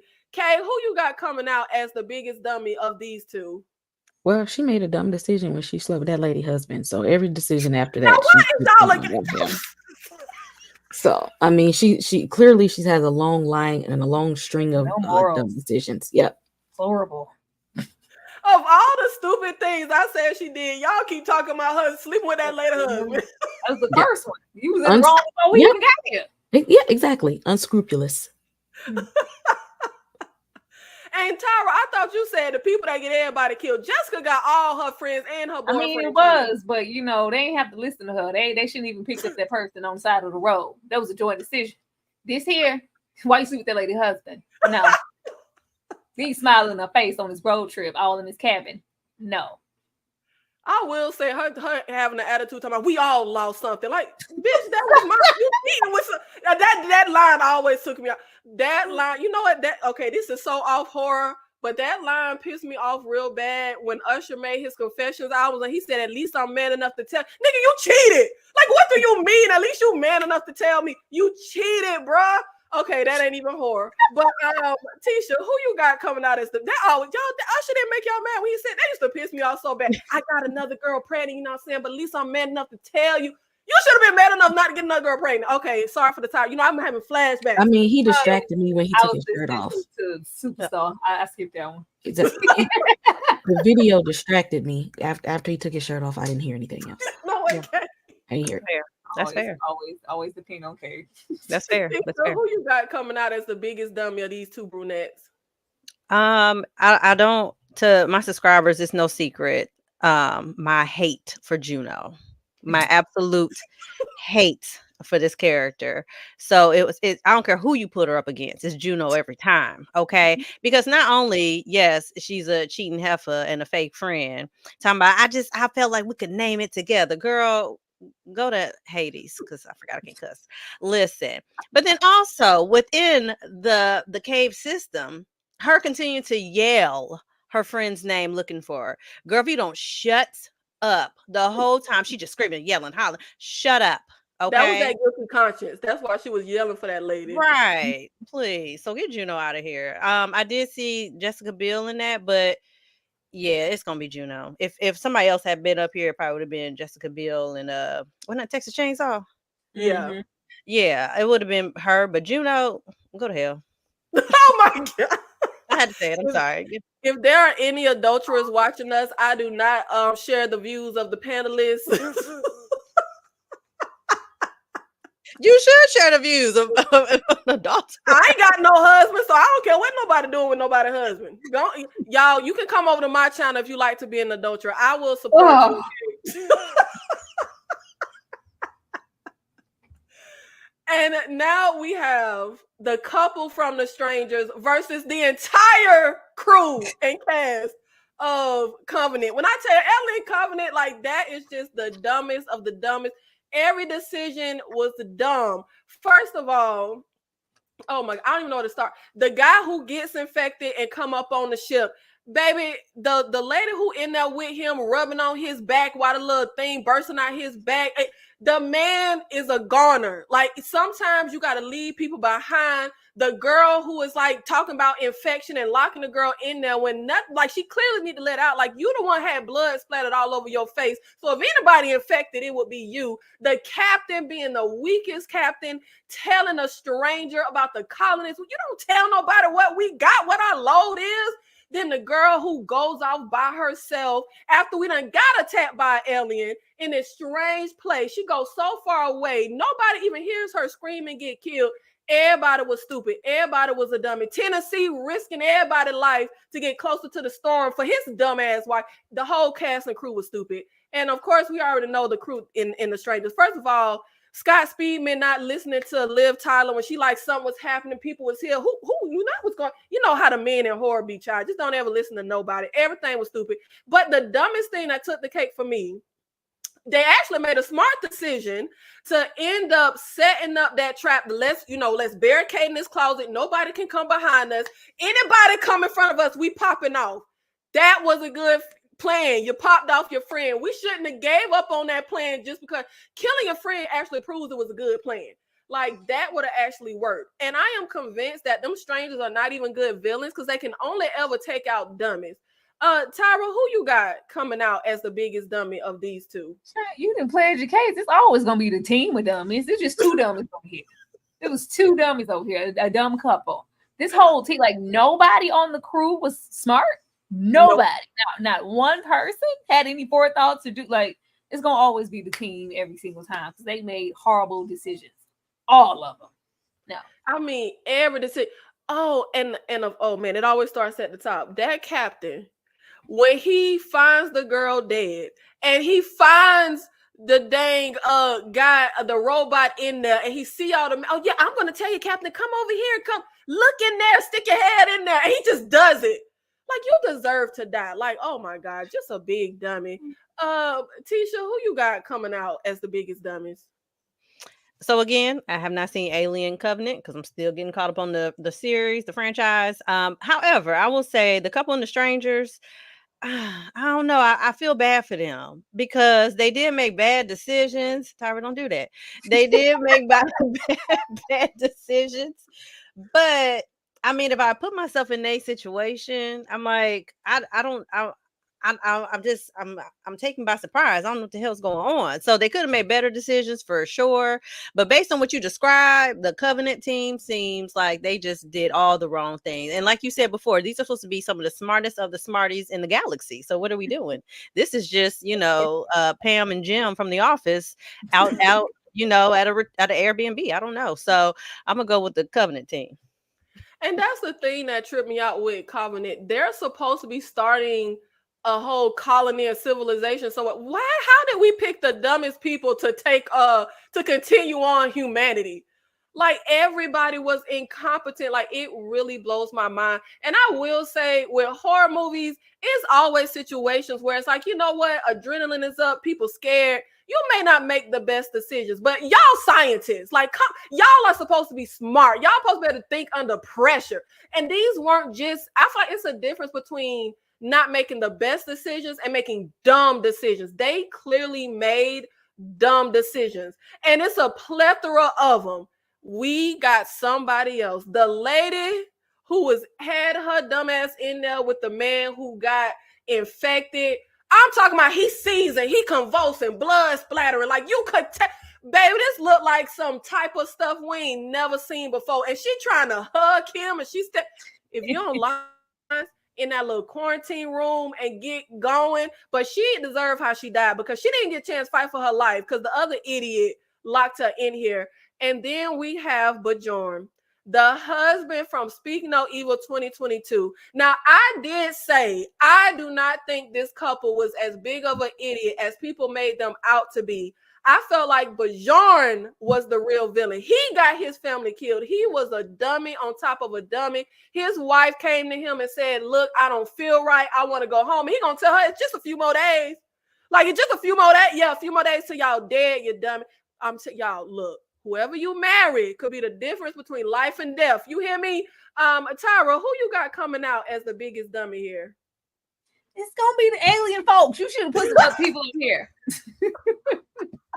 That's one thing I hated about the Alien franchise, those later installments. I've never seen people make such dumb decisions. Like, it's no comparison for me. This was so stupid. I remember this scene. I hated it. I think I was at the movies and I think I left and I just left. I think think this was like a walkout situation for me. Why I didn't even bother to finish the film because I was just so annoyed. It's gonna be them alien folks every single time. It is just no comparison when you put us up against that type of stupidity. It's not. But you know what? They were stupid, but I am surprised you picked them over Bajorn. Now, Tisha, you just saw Speaking No Evil for the first time. Who you got as well? I know you're not really familiar with Covenant, but was Bajorn really as big of an idiot as people made him out to be? Yes. Yes, absolutely. There's no hesitation. Let me tell you something. I already don't. I don't like kids in horror or thriller movies. I hate when kids are in there because somehow, some way, they gonna forget something. They gonna do something, and it's gonna just derail all the good sense that people tried to have. And him turning back around because of that rabbit, that little stuffed rabbit. After the wife said, "We can get you another one." And he turned around, thanks, Daddy. Yeah, say thanks, Daddy. Oh, I'm sorry, you can't at the end. So yeah, it's gonna be Bjorn. I can't stand him. And see, you gotta teach your kids the responsibility. Because when I was growing up, if you care about your stuff, that means you're supposed to take care of it. So if you gonna be flippant with your toys that you care about so much and break it, leave it on the floor, leave it at somebody's house, you out of luck. That's a lesson you gotta learn. That little girl cared about that toy so much, but left it twice in the movie. Baby, you don't care about that toy for real. You do not care about that toy for real. Didn't even leave it for real the last time. It was just on the floor. But like she just can't keep up with it. Like you gotta learn to keep up with your stuff, girl. Now we got the Strangers universe versus the Strangers universe. We got the couple from the latest The Strangers movie from this year, and then we have the parents from Strangers Pray at Night. Lord, this is really just the dumbest of, the cream of the crop when it comes to being dummies. But the people that's gonna take the cake for me is gonna be the couple in the remake. Spoiler alert, if you have not seen it, they get got. It's the Strangers universe. Everybody always gets got. But the guy literally has a shotgun on the villain. Take me to it. Where if you don't just shoot, like I'm gonna at least maim you if I need to get information. I'm gonna at least shoot you in the kneecaps if I need to get information. Like they pissed me off so bad throughout that whole movie. And then there is a moment where baby girl is hiding, ducked down with a phone in her hand. Bitch, if you don't call 911, you white. You could call 911. You ain't got to call the fire department. If you don't just call 911, I was literally sitting here like, do the director see that it's a phone in her hand? Like, this is so stupid. And what's really stupid is when she finally calls the cops, they had a real good response time. Them blue and whites pulled the hell. So you mean to tell me if she would have just called the police from the beginning, none of this would have happened? Like, they were dumb. They did classic horror movie dumb stuff where you running around, people trying to kill you, but you ain't got a weapon in your hand. How are people trying to kill you, but you can't even pick up a weapon? I cannot. Tisha, who you got coming out as the dumbest? So I've never seen either of these, but I watched a lot of people review the remake. And that is probably why I have not watched it, because of what everybody had to say about it. So I'm gonna have to go with the couple in the remake, because there's so many things that people pointed out that they did. Even with the knocking on the door, open the door, and then the person is on the porch. And I believe there was a part where they did it again, and it was like after they had sex or something. And then she went to the door, something weird. And I was like, why would you do that? Why would that be the thought process? When you know you're in there by yourself, you just, post sex, you ain't probably got no drawers on. I wouldn't answer the door anyway. Like, what are we doing? So I'm going to go with them. It just sounded like a mess. Am I the only person that if somebody's knocking at my door, I talk through the door? I don't care if it's DoorDash. Baby, my instructions say leave it at the door. Like, I don't even open the door. I do not open my door. I will talk to you through the door the entire time. If I don't know you, I'm talking. I can hear you. My dog barking and everything because you done lit the dog up, knocking and ringing the doorbell. I can hear you still. I'm talking through the door. It really trips me out in these movies where the stranger knocks on the door. Is Tamara home? Bitch, I don't know no Tamara. Like, if you don't go away. I do not open my door if I don't know you. I don't. Well, man, we just trying. Well, go ahead. Yeah, sell it. Go and talk. Yeah, I don't want to buy it. Like, whatever you got to say, ma'am, the building on fire. All right, you can go ahead and go now. You done told me. Like, I'm talking to you through the door. Tyra, who you got coming out as the biggest dummy? Oh, girl, I cut this off. You know, I don't like the Strangers franchise. I only knew about that first slide because I saw a little clip. I don't watch these after the first Strangers. That was enough for me. I ain't never need to see nothing else after that. I'm not a fan. I don't know what they did, but everybody just looked dumb here. They just look dumb. You can never trust people in horror with red hair. You know, they always making dumb decisions. It's just all dumb. Yeah, everybody was dumb. I'm gonna go with A, as Kay would say. It's A. And I think it was Tisha that mentioned the original Dawn of the Dead. When the bikers come in, we got the no-name dummy that while we in a dang zombie attack puts his arm inside the blood pressure machine. I tried to get a picture of the guy, but all I could get was his severed arm. But he puts his arm in that dumbass blood pressure machine in the middle. Like, baby, you want to die. Like, that was literally your swan song. Like, you wanted to get taken out. And then we have the sheriff from The Descent Part 2, who I could not, oh my God, talk about somebody that's supposed to be, like, baby, how are you a sheriff? Like, you worse than that sheriff in Jaws. Talk about somebody just making dumb decisions. First of all, we're in a cave. We have to crawl, climb. He handcuffs himself to somebody else. Like, he literally shoots off a gun in the middle. I ain't never did no type of cave diving, rock climbing. I ain't barely even stepped over a pebble in my life. I know you don't shoot off no gun in some type of cave system. And he calls this whole everything he did was stupid, even to the point where he thinking the girl who survived is the killer. Like, you think she could rip bodies up and do all this stuff? Like, baby, if you don't get the hell out of here, like, literally everything he did was stupid. Tyra, who you got coming out as the biggest dummy? Oh, child, this is hard. Well, I never understood that blood pressure cuff scene. Like, that made absolutely no sense. I thought that was like for comedic reasons. I never understood that. But this man in Descendants 2, he really pissed me off. He really pisses me off. Like, he want to wait all the way to the end, too late, try to listen to somebody. That blood is, you just can't pick nothing over that blood pressure cuff because, sir, in the midst of everything that's taking place, this is what you like. Yeah, that's gonna take it every single time. I guess he said, look, hypertension can strike at any time. Man. Please. And really, everybody in the Descent Part 2 are dummies. And I mean, the thing that I really cannot stand is when somebody says they saw something. No, you did. How you telling people what they saw? When they come across that lady ripped up body and he's like, nothing down here could do that. How the hell you know anything down here could do what? Like, if you don't shut the hell up. But this sheriff just really, I mean, I felt like I had to keep telling myself, like, this ain't real life. Because I was really getting so pissed off with this guy and was very happy to see him die. Tisha, who you got coming out as the biggest dummy?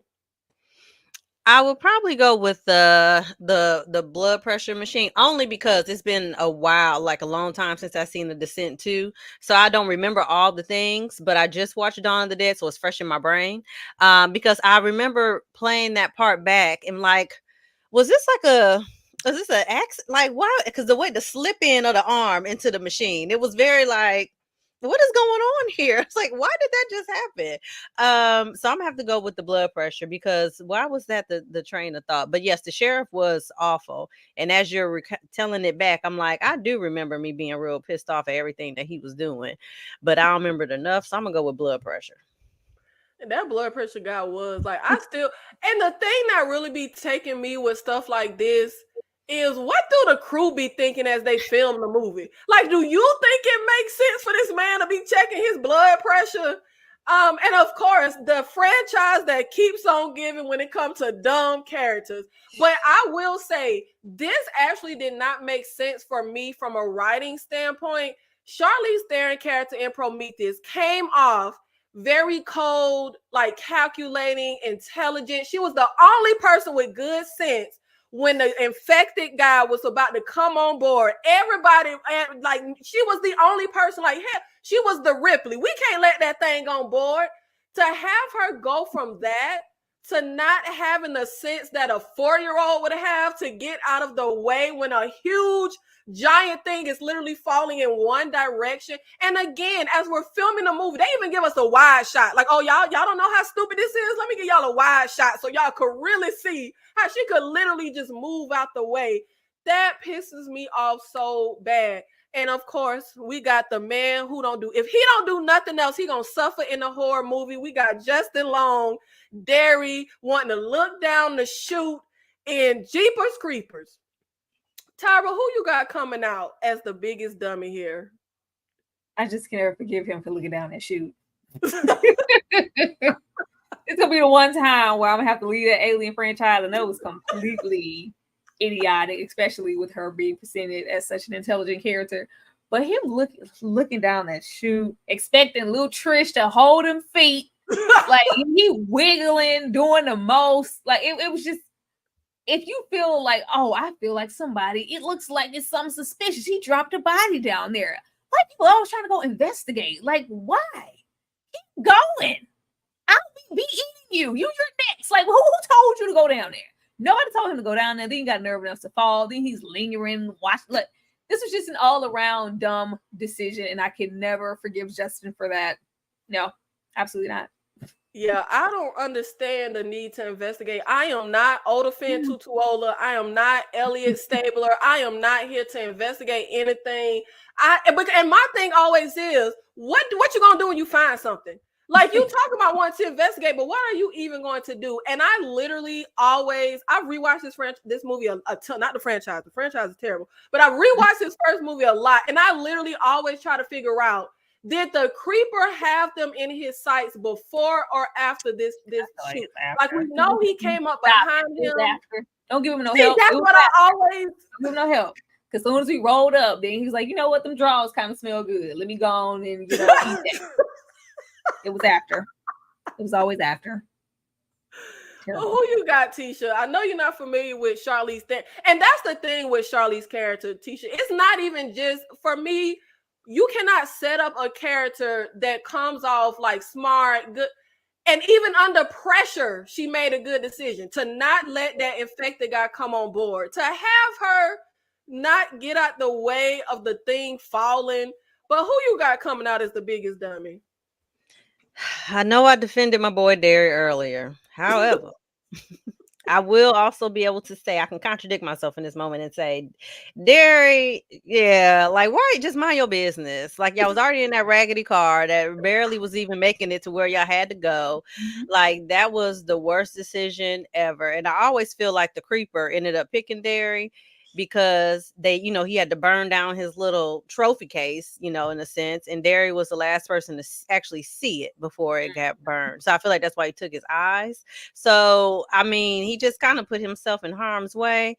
And then, it was just a lot. It's going to have to be Derry, unfortunately. And I will also say something that was real stupid to me in Jeepers Creepers is that scene where we can't hear what him and his sister are saying, but we just see them kind of pulling each other back and forth at the police station through. Like, what the hell are y'all doing? Like, they just waiting to die. Yes. Worst editing decision ever. I said, did they forget that part was in there? They forgot to do the voiceover work? What happened? Like, they literally just tugging. I'm like, what are y'all doing? Like, and that was our horror versus. And now we are going to end with our viewers' choice segment. If you have a versus for the crew, for the panel, if you have a horror question for the panel, then attach the $4.99 to your comment question versus. And let's see what we have. Shout out to Dane C. Cherry Falls 1999 versus Venom 2005. I know that Cherry Falls is objectively a generic, mediocre, typical post-Scream teen slasher, but I love Cherry Falls, okay? I absolutely love Cherry Falls. They killing off the virgin, so all the teens want to hook up so they don't die. Tyra, have you seen Cherry Falls?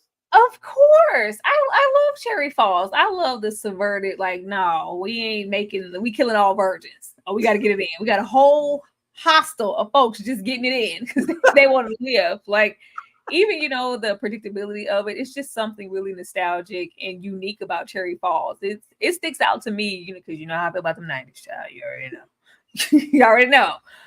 It sticks out to me as one of the better films. It was just really, really different. And this was always a franchise. Well, a movie that I wish had rolled over into a franchise and got multiple installments, but we only got this one. And it's Brittany Murphy. You love Brittany Murphy, like every single time. She was a really great final girl, and a different final girl. We love a dark-haired, like socially awkward. Like she was just such a different final girl from what we are used to seeing. Everything about this movie was just different for the time, and I wish it got a little bit more praise. Just a little bit. Yeah, I was obsessed with this movie when it came out. Absolutely obsessed. And I agree with you. Like, I thought it was such a good idea to be like, the way horror works, all them dummies at Camp Crystal Lake, you just get killed because, you hunching on everybody. But in this one, if you was a virgin, you was finna die, not survive. Tisha, have you seen Cherry Falls? I have never even heard of Cherry Falls. I had to look it up. I said, "No, wait a minute now. What's this? Brittany Murphy? I ain't heard of this before now." But because it's Brittany Murphy, I'm a pick it. I feel like just off the strength of the fact that Venom is a major motion picture backed by a multi-million-dollar studio, and it was a hot mess. I'm gonna go ahead and just automatically pick Cherry Falls because they didn't have the same chance as Venom. So what is Venom from 2005? I actually like Venom. That's when they're in the. Oh wait, I'm thinking of Marvel. That's something else. Yeah, no. Yeah, this is 2005. Tisha, 2005. It's a horror movie where they're in a swamp. It's something another totally like different. generic, typical little horror slasher, but I actually really enjoy it. But y'all know I can really like a so good it's bad type of horror movie. It's very entertaining to me, but it's not technically good. This was forgettable to me. I remember watching it, but I didn't. If I didn't remember it up until this very moment of somebody mentioning it, like if Dane didn't say anything about it, I would have never thought about this movie. I'm gonna pick Cherry Falls. This was, typical too, but I didn't appreciate this at all in a way that I would appreciate Cherry Falls. That's Megan Good and Method Man, child. Cherry Falls again. Cherry Falls. Cherry Falls. What am I thinking of? Venom? Was that the name of the superhero movie? Oh, the way they got her back there on this poster. Yeah, it's a new superhero movie called Venom. Okay. Like, why even put Megan on the poster if we right, you can't even see her. Dark blue in the back. Yeah, they did Megan Good so wrong in every horror. What was that horror movie? I think it was One Missed Call or something. They always did her wrong in horror movies. Like, just real wrong. But you know what I would be here for? Now, I know you're not one for remakes, Tyra, but would you be here for a Cherry Falls remake? If that'll bring it back, I'd be here for it. And then I would be here for a remake because they wanted this to be like a motion picture, but due to something happened, I don't remember, but like for budgetary reasons and some other things, it was a made-for-TV movie. And they tried to transform this really very much so rated R film into a made-for-TV suitable film. And the contrast is just, I think that's what messes up the film from being as legendary as it could have been. So if we can do it and make it rated R, I'm here for it. Yeah. Would you be here for the remake, Tisha? Like, but you got to see the original. Right. But would you be here for the remake? How do you feel about remakes? Are you one of the people that are just like, I hate remakes, leave them alone? Y'all ain't got no original ideas? Or would you be here for a remake? I low key am one of them people. High key. Let me correct. I'm high key one of them. Like, you ain't got nothing else. You couldn't think of your own idea. I'm definitely one of those people. But because I've never seen Cherry Falls, I wouldn't know the difference. So go ahead and remake it. But I feel like this is one of the prime reasons I'm not against remakes. I just think you should remake certain stuff. A movie like Cherry Falls that wasn't a big hit, but is like the movies that were good ideas, but maybe not the best execution, that didn't get like a huge, they weren't iconic, highly regarded movies that people have made so forgotten about. Like remaking those, bringing them back to the forefront, taking a good idea with not so good execution and revisioning. I think those are the perfect movies to remake. Like, I don't know why we be stuck on remaking classics. Yeah. Like, leave classics alone. Like the movies that people have, Like, I am not here for the People Under the Stairs remake. That movie is still very much talked about. It's a classic. Like, why mess with that? Like, the execution was great. We don't need another fool. Like, I just feel like remake the stuff like Cherry Falls. Remake the stuff to like bring it back to the forefront, and that maybe, because I love Cherry Falls, but it was a lot wrong with that movie that we could execute a lot better these days. But thank you so much, Dane C, for supporting with the $10 super chat for our My viewers. great subscribers. Look at them, great people. Thank you, Dane. Love you, babe. And that is our KillerCon for today. And before we get out of here, I'm trying to like talk and hit stuff on the screen all at the same time. Before we get out of here, let me remind you that Tyra, Struggle Reviews TV, Kay, unfortunately, we lost Kay from Slice of Horror, and my girl Ashley from My Sweet Perspective. They are doing their members only blockbuster night, watching Soul Food tonight. And me and Tisha from Sister Girl on Film will be back tonight with our killer after party. We will be deep diving into Speak No Evil 2022 and just continuing the horror fun and horror conversation. So whatever you're in the mood for, somebody on the panel got you. But I am going to give each one of our ladies a chance to tell everyone where you can find them, what they have coming up. And thank you so much to everybody that was rocking with us in this live. You know, we love talking horror and we love having you here with us supporting. I'm going to start with my girl Tyra, because y'all know she be working more than a Jamaican with 3 jobs. She be in here working every single day, okay? Monday, Tuesday, Wednesday, Thursday, Friday, Saturday, Sunday. That's how Tyra do, okay? Tyra, let the people know where they can find you, how they can support you, and what you have coming up. I know you got 100 things coming up, but let the people know.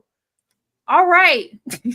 First, pretty much directly after this live, 8:05 Central Time, I will be hosting my very first watch along for Soul Food 1997. Of course, you have to be a member to join in on the fun of that. So hopefully you guys get in there who haven't already. I'm really excited about that.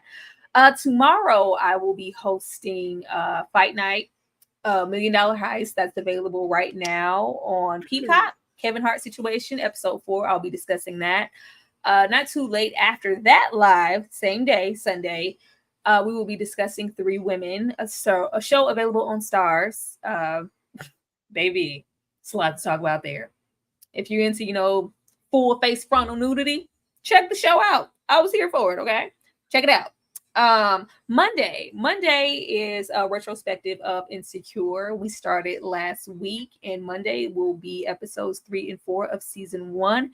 Be here for that. And just moving forward, be on the lookout for the Aaron Hernandez show that'll be available on FX. Grotesserie from, that's where I'm gonna stop at because I can't remember nothing else. But be on the lookout for that, please. Please make sure y'all got your notifications on. Make sure you are subscribed to Struggle Reviews TV. If you've been living under a rock and you have not subscribed and been over to check out what she got going on, please make sure you go over there and support my girl. She has something for you. The throwbacks, the commentary, the TV shows. She got some of everything. Her lives always popping. She like the little white boy, little DJ, because she be having her little mixes going on. She be having y'all, I be a little dance party on her lives. You know what I'm saying? She do everything but the scratching. Okay. And Tisha, struggle girls. Sister girl on. She ain't in the struggle. Tyra in the struggle. Sister I am. On my life. I got twisted. Sister Girl on Films, will you please let the people know where they can find you, how they can support you, and what you have coming up? So I am Sister Girl on Films on YouTube. Coming up, I have right now I have started recapping season 2 of Flavor of Love. So that is happening as a retro reality TV watch. So if you like guilty pleasure reality TV, check that out. Each week, child, I don't stick to no real like planning of anything. But I do at the end of the month. I will be doing a live for tier ranking classic Black cinema villains. So that will be coming up. And just subscribe to the channel, because who knows what I have going on. I do a lot of right now. I've been doing like blaxploitation recaps, and that has been amazing. We do Thriller Thursday. I just posted a Hand That Rocks the Cradle reaction. We do Friday Night Friday on Fridays, where we look at horror films. And so you guys have given me some good suggestions for movies that we could check out on there. And so so it's just a cornucopia, if you will, of things. So subscribe to the channel. You know what? Me and you, we see each other. Because if it's one thing I hate, child, it's a schedule, and I gotta be. I like to just do what I feel. You know what I mean? I like to just do what I feel. Yes, We're having a good time. I don't need to put myself on the screen. Okay, y'all don't need to see my little ugly face. I don't need to be full up front. Them is the two beautiful ladies. But I'm just tell y'all what I got going on. Right now we are doing our Mike Flanagan watch along series. We are watching all 7 Mike Flanagan films. And if you have been here for our previous watch alongs, we usually do one public watch along per month, and then we do our members only watch alongs. But I've been, being real nice to y'all. Okay, y'all done got a few free watch alongs, and we have one more free one tomorrow when we get into Oculus. And then Monday will be our members only Dr. Sleep watch along, and our killer after party today is members only as well. Shout out to the VIP Knights in the building. Thank you so much for being a member, and in whatever way you support me and these other ladies, whether it's a membership, whether it's a like, whether it's a comment, we appreciate it. We are here every single Saturday. I don't commit to a man, but I'm committed to y'all and bringing you horror on a Saturday. Okay, we are here every Saturday. We always have my girls Kay, my girl Tyra, and we always have a special guest. Maybe not as special as Sister Girl on Films, but we gonna always bring in a little guest, okay,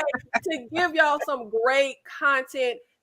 Talking horror, having fun in horror, and sometimes we talk more serious, like Black racing horror, and we just give you a mix of everything, and we want to give you stuff that you don't necessarily get everywhere else.